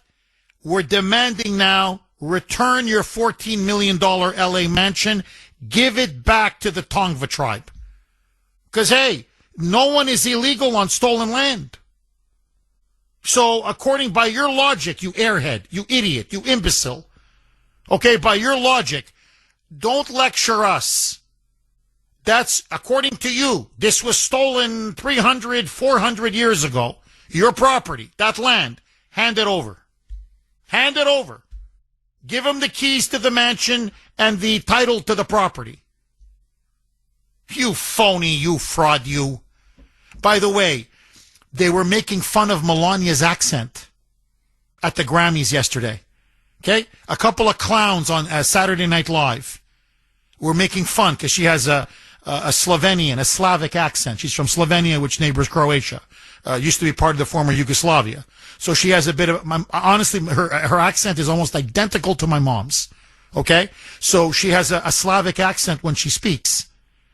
And they're mocking her, saying, don't you speak English? And the crowd is just yucking it up. Hold on. I thought it was the left that kept telling us you can't make fun of the accents of immigrants and foreigners. No. If I, jokingly tease a foreigner or an immigrant with an accent, racist, bigot, take him off the air. But if it's Melania, it's open season. Honestly, these people are disgusting. On every level, they're disgusting. Agree, disagree. 8:34 on the great WRKO. Jeff Kuhner, Boston's bulldozer. Let's go straight to Mark in Medford. Mark, as always, thanks for holding and welcome. Good morning, Jeff. Just bear with me. I've been battling a cold. I was going to say, you sound sick, Mark. And I'm losing the battle, believe me. Jeff, you know what? I am sick and tired of these left-wing Democrat idiots that quote the Constitution but also crap on it at the same time by only using it when they think it's convenient for them. I'm going to be honest, Jeff. If you're a so-called journalist like Don Lemon, or a mayor like Michelle Wu, or a governor like, Gavin Newsom, okay, and a United States Senator like Chuck Schumer, and you do not know what it says in the Constitution, up, down, forward, backward, inside and out, especially the First Amendment, then you don't deserve to be A, a mayor, B, a journalist, C, a governor, and D, a United States congressman. Boy, wow. Mark, I got to tell you, man, bang, bang, bang, bang. You may be battling a cold, but you haven't lost your wits or your intelligence or your insight. Let me do me a favor, Mark. I want to get your reaction, okay? Because this This is Michelle Wu, March 2025, last year. Stephen Miller, and he's completely right. This was, I think, yesterday. And he said, look, you want to know the core organizing principle of the Democratic Party. Everything goes downstream from this. This is their number one philosophical belief. This is their foundational belief. And everything then flows from this. So I want to play it again, and I want to get your reaction. This is Michelle Wu. Now, this is a mayor, a U.S. citizen. Okay? This is unbelievable. This is what she said. Roll cut 29. Mike. Every person, every human being has the legal right to come to the United States and seek asylum or shelter. And every human being in the world, 8 billion plus, Mike. Mark. Mark, every human being in the world, 8 billion plus, Mark. She says they have the legal right to come to the United States, get shelter, get asylum, welfare, job if they want to work, and stay. What's your reaction? First of all, I'm going to be honest with you. How could someone that radical, that insane, that stupid, that reckless, that dangerous be the mayor of any city in America, any town in America, never mind one of the biggest, most influential, prominent cities? This is an open invitation to conquer and invade the United States with billions and billions and billions of migrants. Mark, am I wrong? Right. And I'll tell you, I'll go even further. When these people do these press conferences and the idiotic things that come out of their mouth, do they not know how foolish they sound? Or are they really this stupid? Or are they really just playing dumb? Because if I was a journalist, like Don Lemon says, and I was a reporter, like Don Lemon says, my next question would be to Michelle Wuhan. I would ask her, okay, Mrs. Mayor, can you show me what Constitution that says what you just said? And then she'll sit there like a deer in the headlights and I don't know where it says it, no, because it doesn't. It doesn't. It says in the Constitution, Michelle Wu, if you are not a citizen of this country, you have no rights, let alone to be in this country at all. Zero. Mark, drop the mic. This may have been one of your best calls ever. I don't know what you're suffering from, buddy, but I need a little bit of it. Mark, please take care of yourself. Rest, my friend, and we'll hear from you soon, okay? God bless you, Mark. 617, he's dead on. I mean, he's absolutely dead on. 617-266-6868. But just, no one's calling her out? Like, I want you to think about this. This is how bad the media is in this entire crooked, corrupt state. This is not one crazy idea or a crazy program or this is treason. This is really the world has the right to enter the United. But notice, no other country. She doesn't say that about China.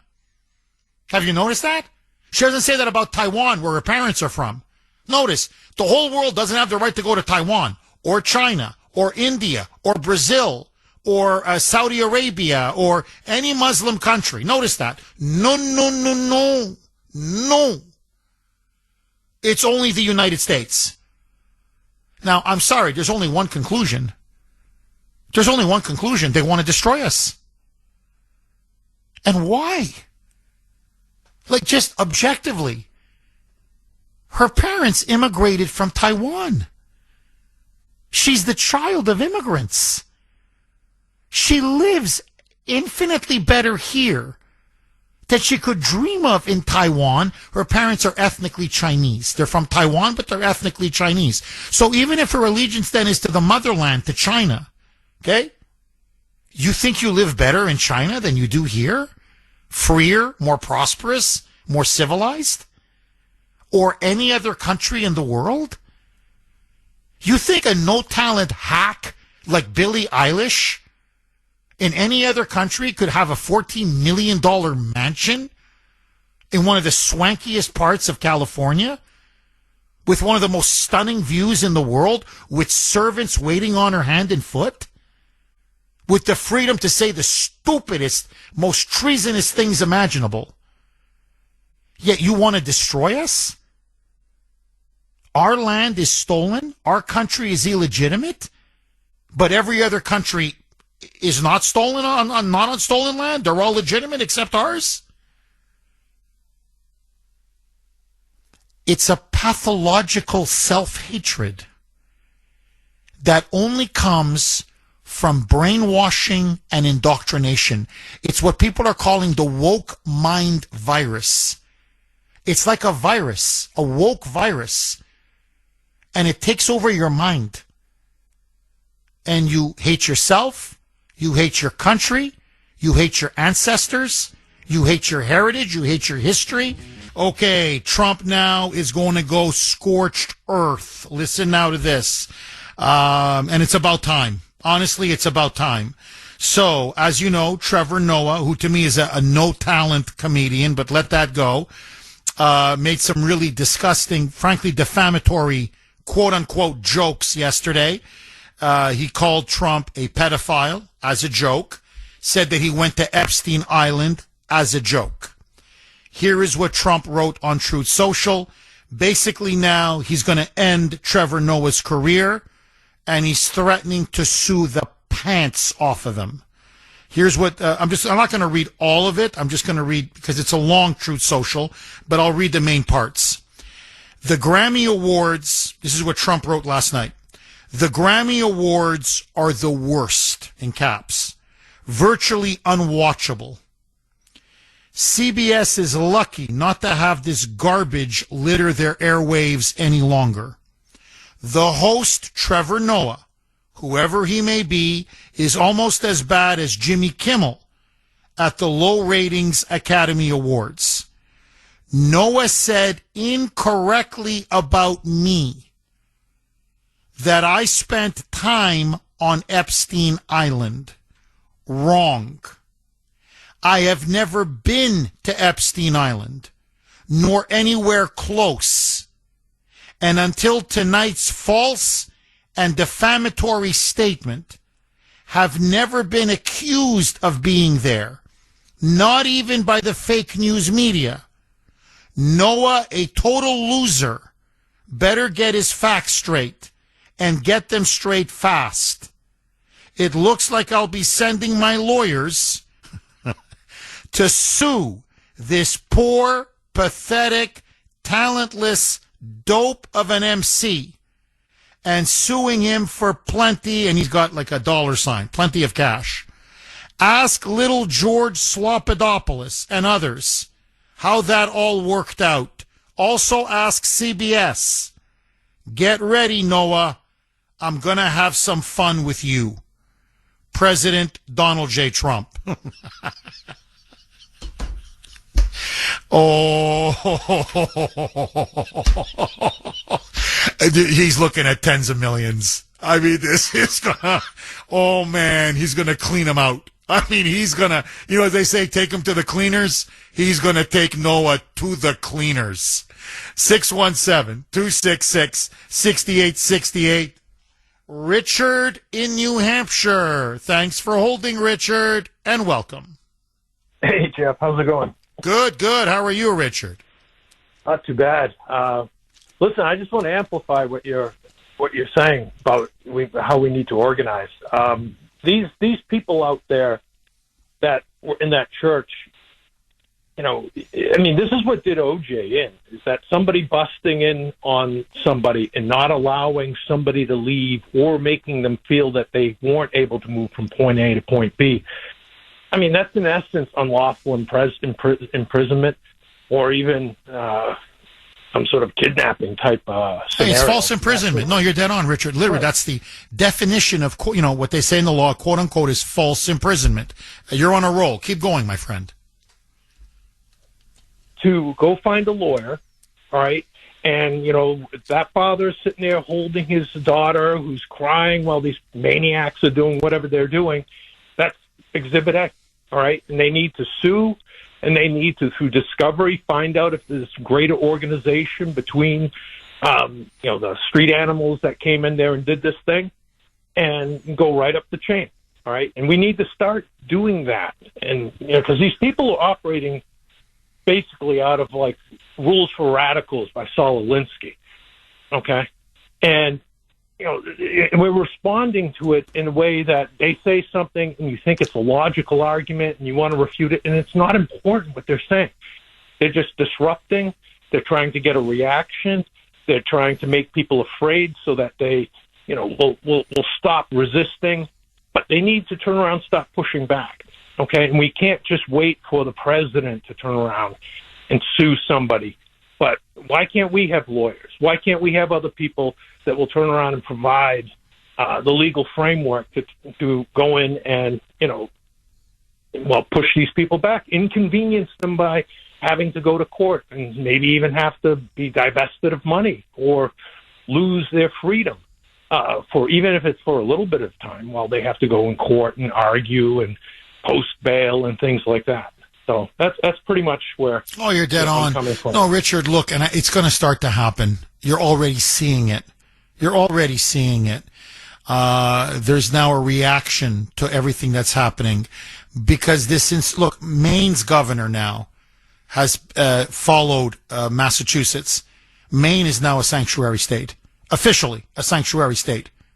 The mayor of Chicago, he's a lunatic. He's a Marxist lunatic, but he passed an executive order saying that if ICE arrests a single illegal alien in Chicago, he's going to order the Chicago Police Department to arrest ICE agents. I don't know if you saw in California over the weekend, massive anti-ICE riots. In L.A., they're burning parts of L.A. In San Francisco, they came out massive numbers. They're occupying the streets. So it's escalating. It's getting worse and worse. It's spreading. And that's what happens when you have lawlessness and chaos. It spreads. And so, look, and what I don't get is this. And Richard, you may disagree with me on this. Look, you know my position. I believe Trump should invoke the Insurrection Act. I think he should have done it weeks ago, okay? But let that go. I understand. Trump is saying, I'm looking at the opinion polls. They don't like the heavy-handed tactics that are being shown on television, and the media keeps looping it and looping it. Okay, I get it. So, okay, you don't want to send in the military. Fine. Well, how about this? I mean, yesterday was February 1st. Today's February 2nd. He said February 1st was his deadline. He was going to cut federal funding to all sanctuary cities, sanctuary counties, sanctuary states, sanctuary jurisdictions. Why hasn't he done that? What I'm saying is, okay, if you don't want to use the military, fine. You can cut federal funding. That'll wake him up, believe me. Okay, on top of federal funding, why not just make one simple arrest? The mayor of Minneapolis. Just one. Openly breaking the law. Openly calling for the law to be broken. Openly on X. Saying we will never enforce federal. He said it. ICE is not welcome here. We will never cooperate with ICE. We do not recognize and we will not allow federal immigration law to be applied to Minneapolis. And Trump, to his credit, said, hey, whoa. In his Truth Social in response, he said, do you realize just your words alone now are a violation of a serious, as he put it, violation of federal law. You're playing with fire. Yeah, arrest him. Just him. Nobody else. Just him. You arrest him. Just one guy. Michelle Wu will get the message. Brandon Johnson, that crazy mayor in Chicago, he'll get the message. Tim Walz will get the message. Janet Mills will get the message. Gavin Newsom will get the message. Karen Bass, that crazy, the other Marxist mayor in L.A., she'll get the message. Okay, how about National E-Verify? E-Verify on a national scale. Every business in America, you want to end illegal immigration here, okay? And you don't want to get your hands dirty with these, neighborhood to neighborhood, block to block deportations. Implement E-Verify on a national level. If Congress won't pass it, Trump can do it through executive order.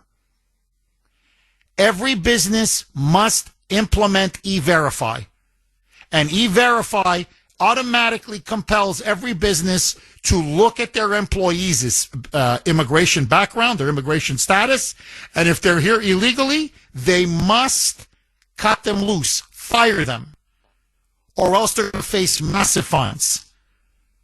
You could end illegal immigration and deport millions, self-deport, just through E-Verify.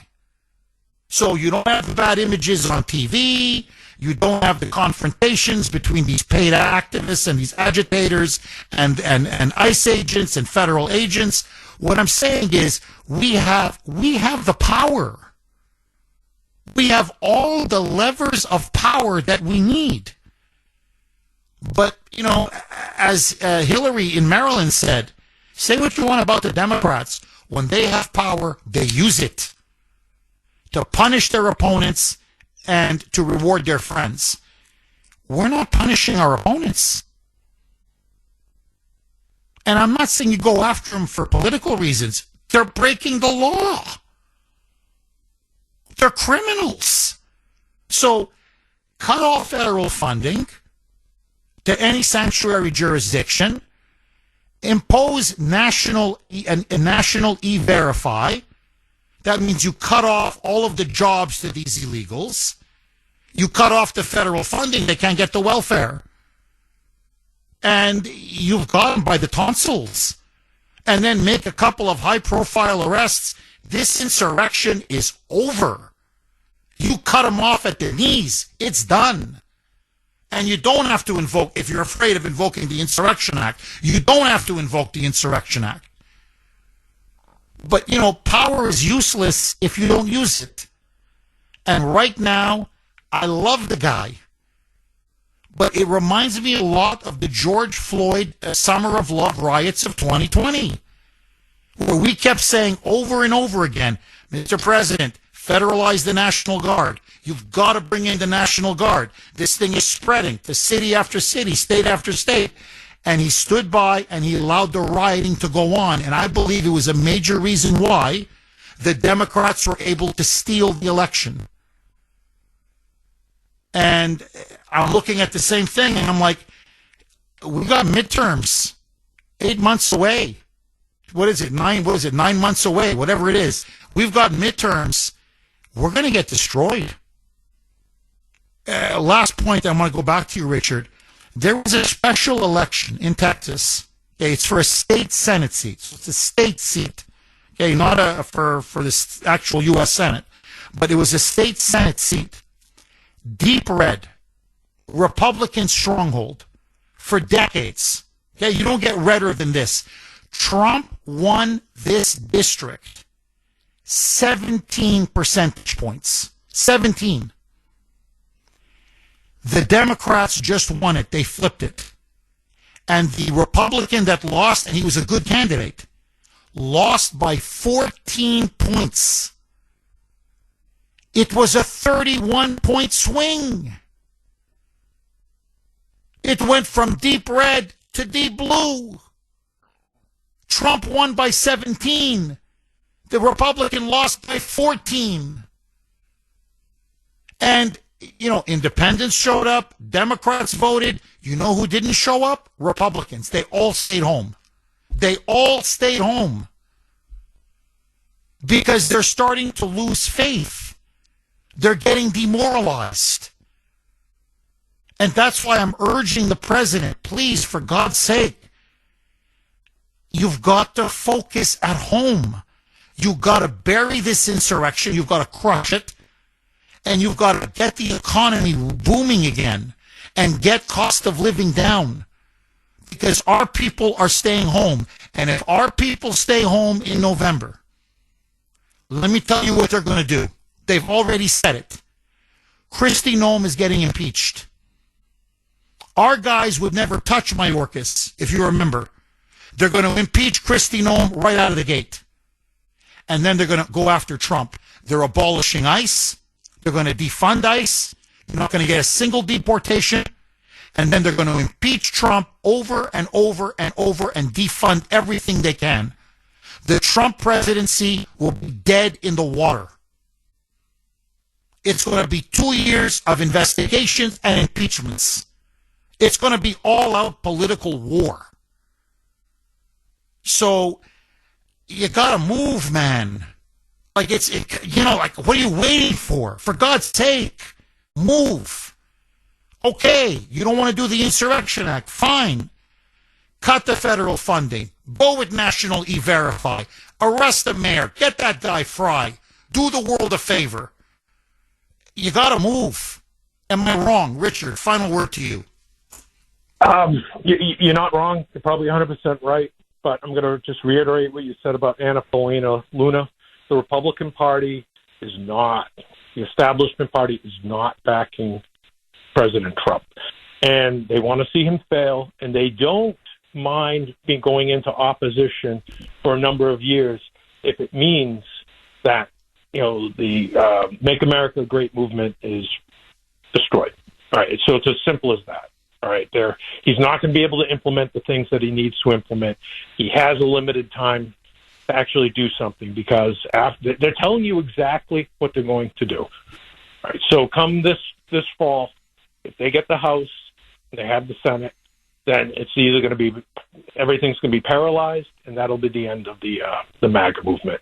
And people need to organize. They need to go out. They can't turn around and leave legislative offices on the table during these midterms. You have to run credible candidates, and people have to show up and vote. All right. I mean, we just did in New Hampshire our deliberative session.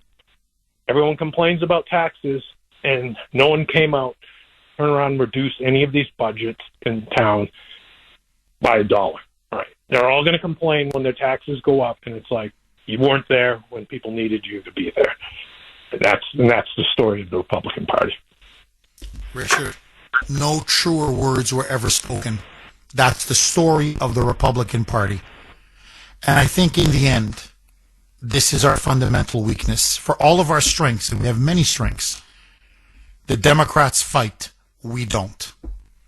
I hate to say it. And I don't mean physically fight. I'm not calling for violence, obviously. But the Democrats fight, we don't.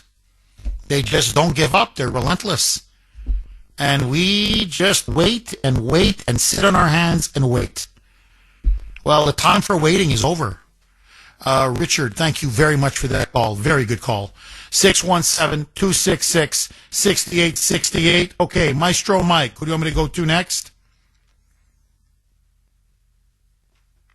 Russ in Boston. Thanks for holding, Russ, and welcome. Good morning, Jeff. Russ, go ahead, my friend. The floor is yours. Okay, also, good morning, Radio Free America. How do we fight back when the majority of mass voters are politically stupid? Mayor Wu is a Chinese communist plant, without a shadow of a doubt. Now, let me read the New York Post, Friday's New York Post, headline. The deadly order. Mandani told New York Police Department it couldn't tear down homeless encampments. Just days before, 10 people died in the cold, okay? Let's put it this way. This is Mandani, the communist Mandani. This is first killer people in New York City. The first killer people. And he'll kill more people in more ways than one. And also, I want to say this. All Democratic leaders who either endorsed Mandani or remain silent in reference to his election are as guilty as he is, and the blood of those people are on your hands, okay? And, Jeff, I'm telling you, here in Massachusetts, when we vote, we replace one a-hole for another a-hole. And it's a consistent thing here in Massachusetts. And, Jeff, I love this country. I love this country. But you know what? It's going to go to hell if we don't fight back. And I'll tell you, Jeff, every bleeping day, I have to listen to ignorant, stupid people make negative comments in reference to Donald Trump. And as I've said before, Jesus is my savior and soul, and Trump is my political savior. As far as I'm concerned, he's to me, he's been the president that I've been waiting for many, many years. He's the best president in my lifetime, without a shadow of a doubt. And I'm tired of listening to all you ungrateful fools here in this country who lack real-world experience. If you had real-world experience, you wouldn't be so bleeping stupid. Well, you're completely right, Russ. And look, I can only add to what you're saying. And Trump made this point as well over the weekend, and he's shaking his head. He says, so Minnesota and Minneapolis, let's just use that as an example. You don't want mass murderers out of your state?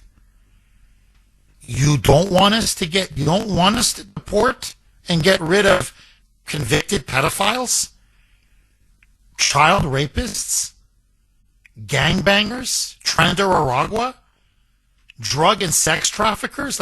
So you want drugs? You want rapists?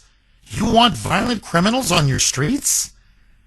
He's just shaking his head in disbelief. He was like, what kind of a country, what kind of a society are these blue states turning us into? These Democrats have lost their freaking mind. And Russ, look, I know how much you love this country. You don't have to say it. You served 2 tours in Vietnam. And, that war, we never lost a battle. That's why I hate it when people say we lost the Vietnam War. We didn't lose a thing. We won every single battle, but we were betrayed by our gutless, yellow-livered, cowardly, corrupt politicians. And I'm starting to fear that these very same corrupt politicians are handing the country over to these third world invaders. Okay, just very quick, because you need to be aware of what's going on. We are now, as I'm speaking to you, in fact, it was official midnight Friday going into Saturday. We are actually in a partial government shutdown. And if we're lucky, it's going to be resolved by tomorrow. However, the Democrats are going for Trump's throat. And in particular, they're going after ICE. They're looking now to deliver the knockout blow on ICE and on Trump's mass deportations. So here, I'm going to give you the condensed version. The House passed a package of 6 bills. Included in those 6 bills was full funding for the Department of Homeland Security, and of course, what's part of DHS? Funding for ICE. ICE is part of the Department of Homeland Security. So, the House originally passed it, even with a couple of Democrats crossing over and supporting it. Then the fatal shooting of Alex Preddy took place. The Senate Democrats, using Preddy's death as an excuse, said they will not support any DHS funding bill whatsoever. They are going to filibuster and filibuster and filibuster. The Republicans cannot get the 60 votes they need to get it passed, so they had to come up with a compromise. Here is the so-called compromise. 5 of the 6 spending bills, the Pentagon, the Treasury, Health and Human Services, the Labor Department, those are going to be fully funded. The 6th bill, and this is the one that funds DHS and ICE, that one, the Democrats and the Republicans agreed, will only be given what's called a continuing resolution. Basically a short-term extension of 2 weeks. That means that over the next 2 weeks, Democrats and Republicans are now going to fight it out over funding for ICE and funding for the Department of Homeland Security. This is already a big win for Democrats. By the way, the Democrats are now going to vote against this new 5 out of 6 spending package. Mike Johnson may not even have the votes to pass even this. Okay, we're going to find out in the next 24 to 48 hours. The bigger issue, though, is the Democrats now say for them to fund the Department of Homeland Security, they want the following: massive cuts to ICE spending. Basically, they want to defund ICE. They want to require that all ICE agents remove their masks and put their names on an identification badge or an ID on their chest so you will know exactly who they are. They want to rein in ICE being able to go into people's homes or in people's cars. They want ICE agents to be held accountable and prosecuted should somebody ever be hurt in any deportation operation. And essentially, they want to make it impossible for ICE to deport a single illegal alien.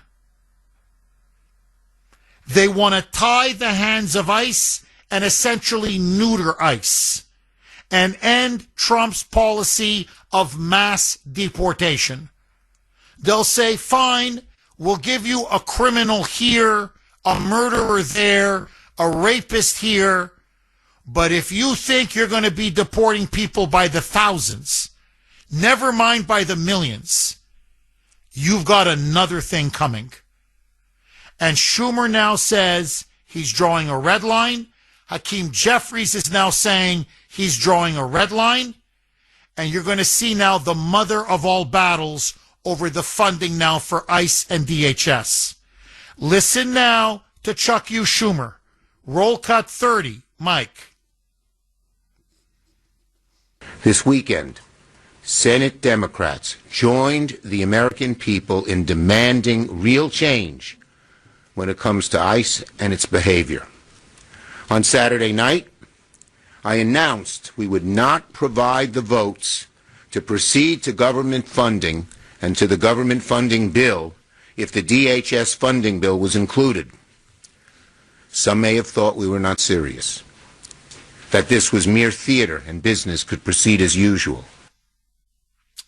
Listen now to Schumer saying we're going to separate. We separated the bill from the package. We've got 2 weeks. We're going to overhaul ICE and we're going to shut it down. Roll cut 30A, Mike. Well, as snow fell across Washington on Sunday, Republicans announced they would continue as planned with their government funding bill. They thought they could stonewall us. They thought we would not have the resolve. But undeterred, we held our ground and made clear our demand. The Senate must separate the Homeland Security's bill out of the large appropriations bill and allow this chamber to make real changes to overhaul ICE and to end the violence. It's their kill shot. I mean, in terms of Trump's presidency and his agenda, especially when it comes to deportations. 617-266-6868 is the number. Okay, Democrats are now threatening that if they do not get massive reforms in ICE, basically just taking all the teeth out of ICE, putting it in a straitjacket and defunding it and giving it almost little to no power, unless they get what they want, which is to tear the guts out of ICE, then they are not going to support the funding bill for the Department of Homeland Security, and DHS will not be funded, and it's going to be a partial government shutdown. My question now to you, what do you think the Republicans will do over the next couple of weeks? They have about 2 weeks to get this issue resolved. And should they make concessions to the Democrats? I think they've already made way too many concessions. It's now time to hold the line. President Trump won on the issue of immigration, the border, mass deportations. He has a mandate. If the Democrats don't want to respect it, let them pay the political price. But if you defund DHS, then remember, terrorists can walk into our country and there's nothing we can do about it. This will all be on the Democrats. And we can't get a single violent, criminal, illegal alien deported. Not a single one.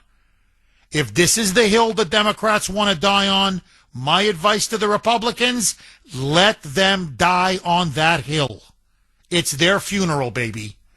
Agree, disagree, 617-266-6868. Dan in New Hampshire. Thanks for holding, Dan, and welcome. Thank you for taking the call, Jeff.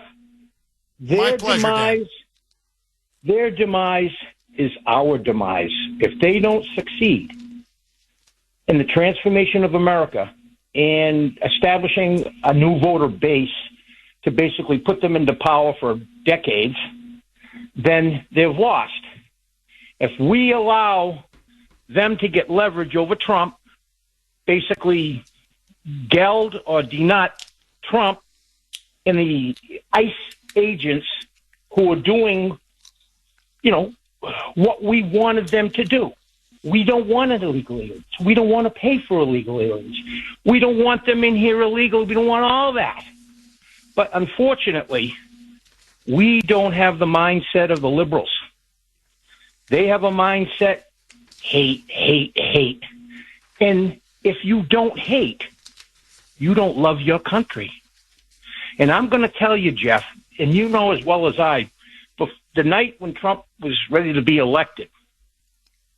Dan, I think we lost you. I don't know if you hit a bad zone or something, but Mike, did we lose Dan?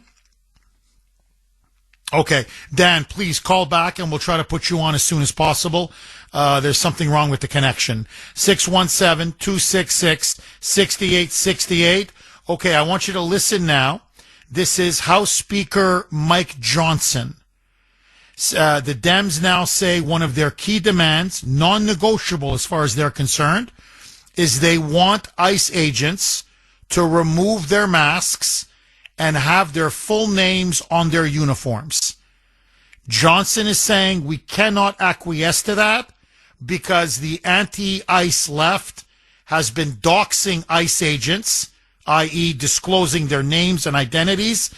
And if we were to give out names, they've been threatening them, their families.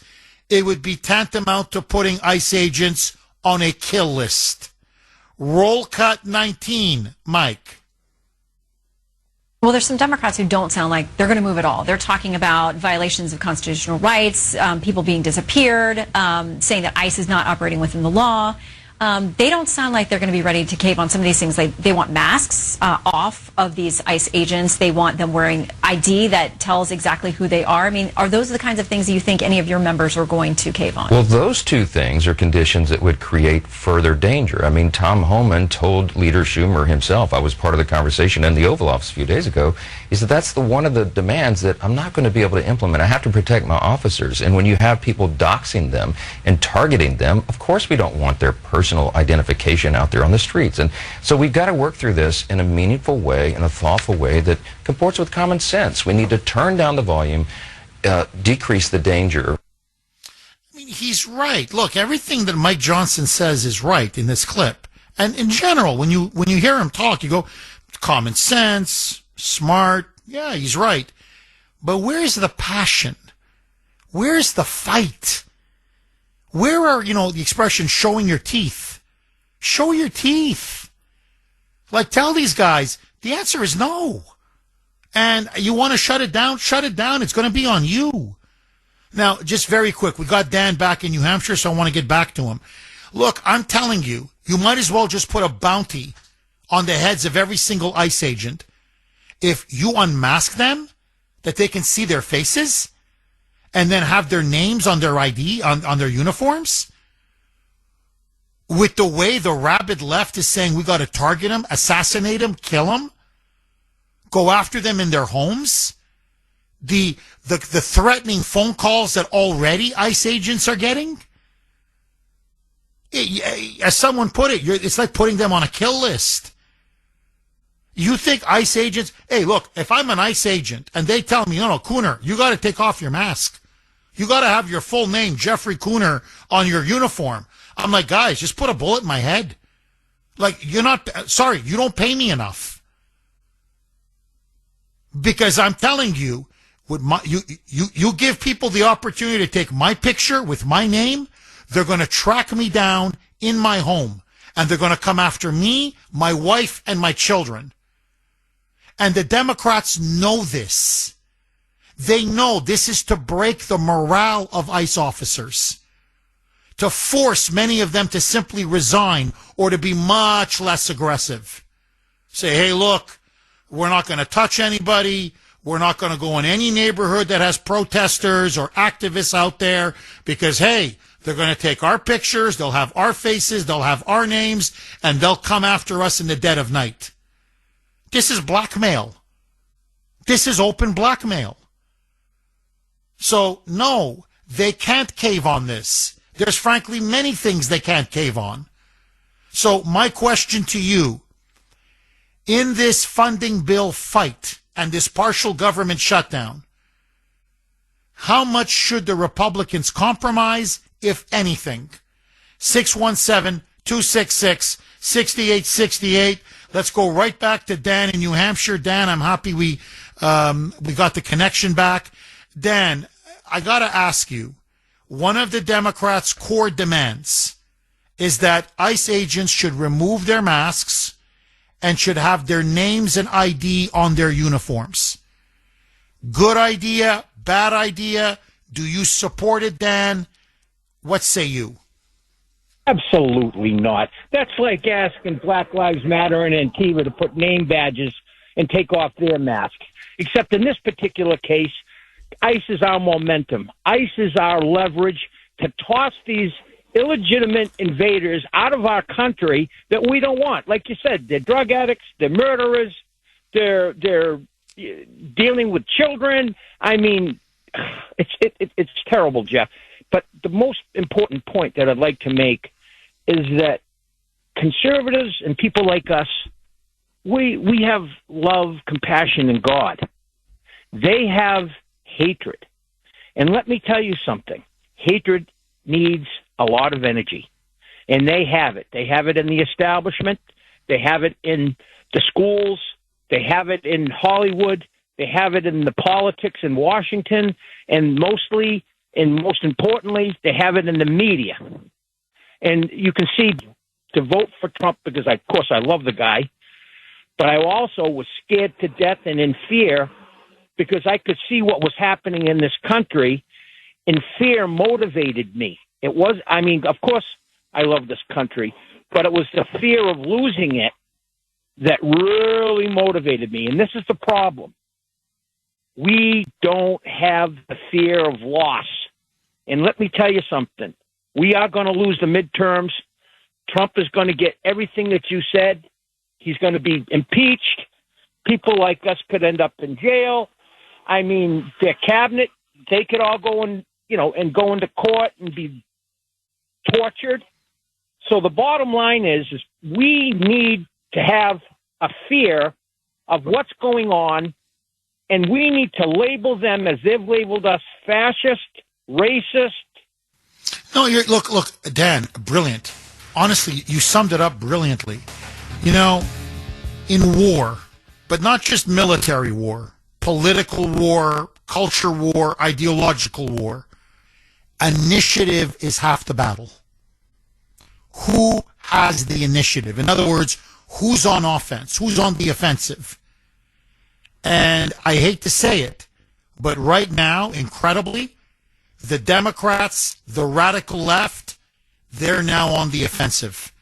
We've got to get off the ropes, and we've got to start going on offense.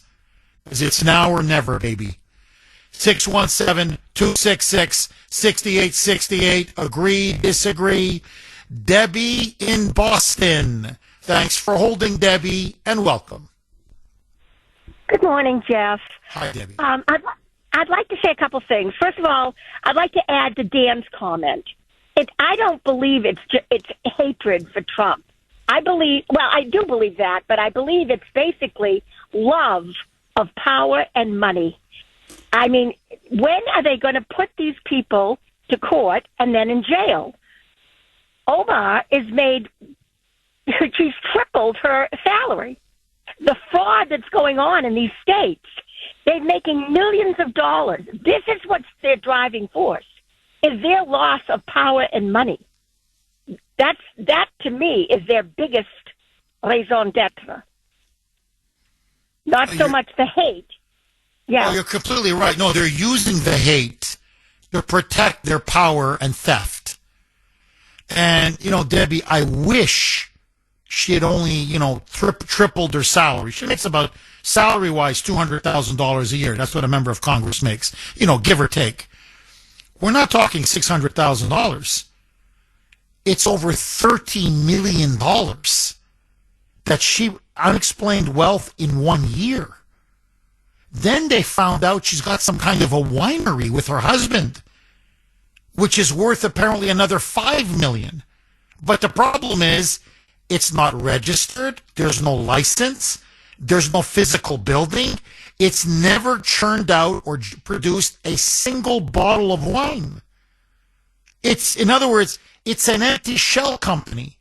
That means they were using it to launder money. So this is a woman who's apparently made $5 million off a winery that doesn't exist, has no license, no registration, and never sold a bottle of wine. Yeah, she better be on the street ginning up hate, because otherwise she's going to the clink. She's going to go to jail. And I think, honestly, enough is enough. I agree with you, Debbie. If you're a criminal and you break the law, and you're a crook and a thief, and that's what Ilhan Omar is, and many of these Democrats, lock them up. I think the country's had it. Final word to you, Debbie. That is the issue. That's the issue. What the heck is the court system going on with our court system?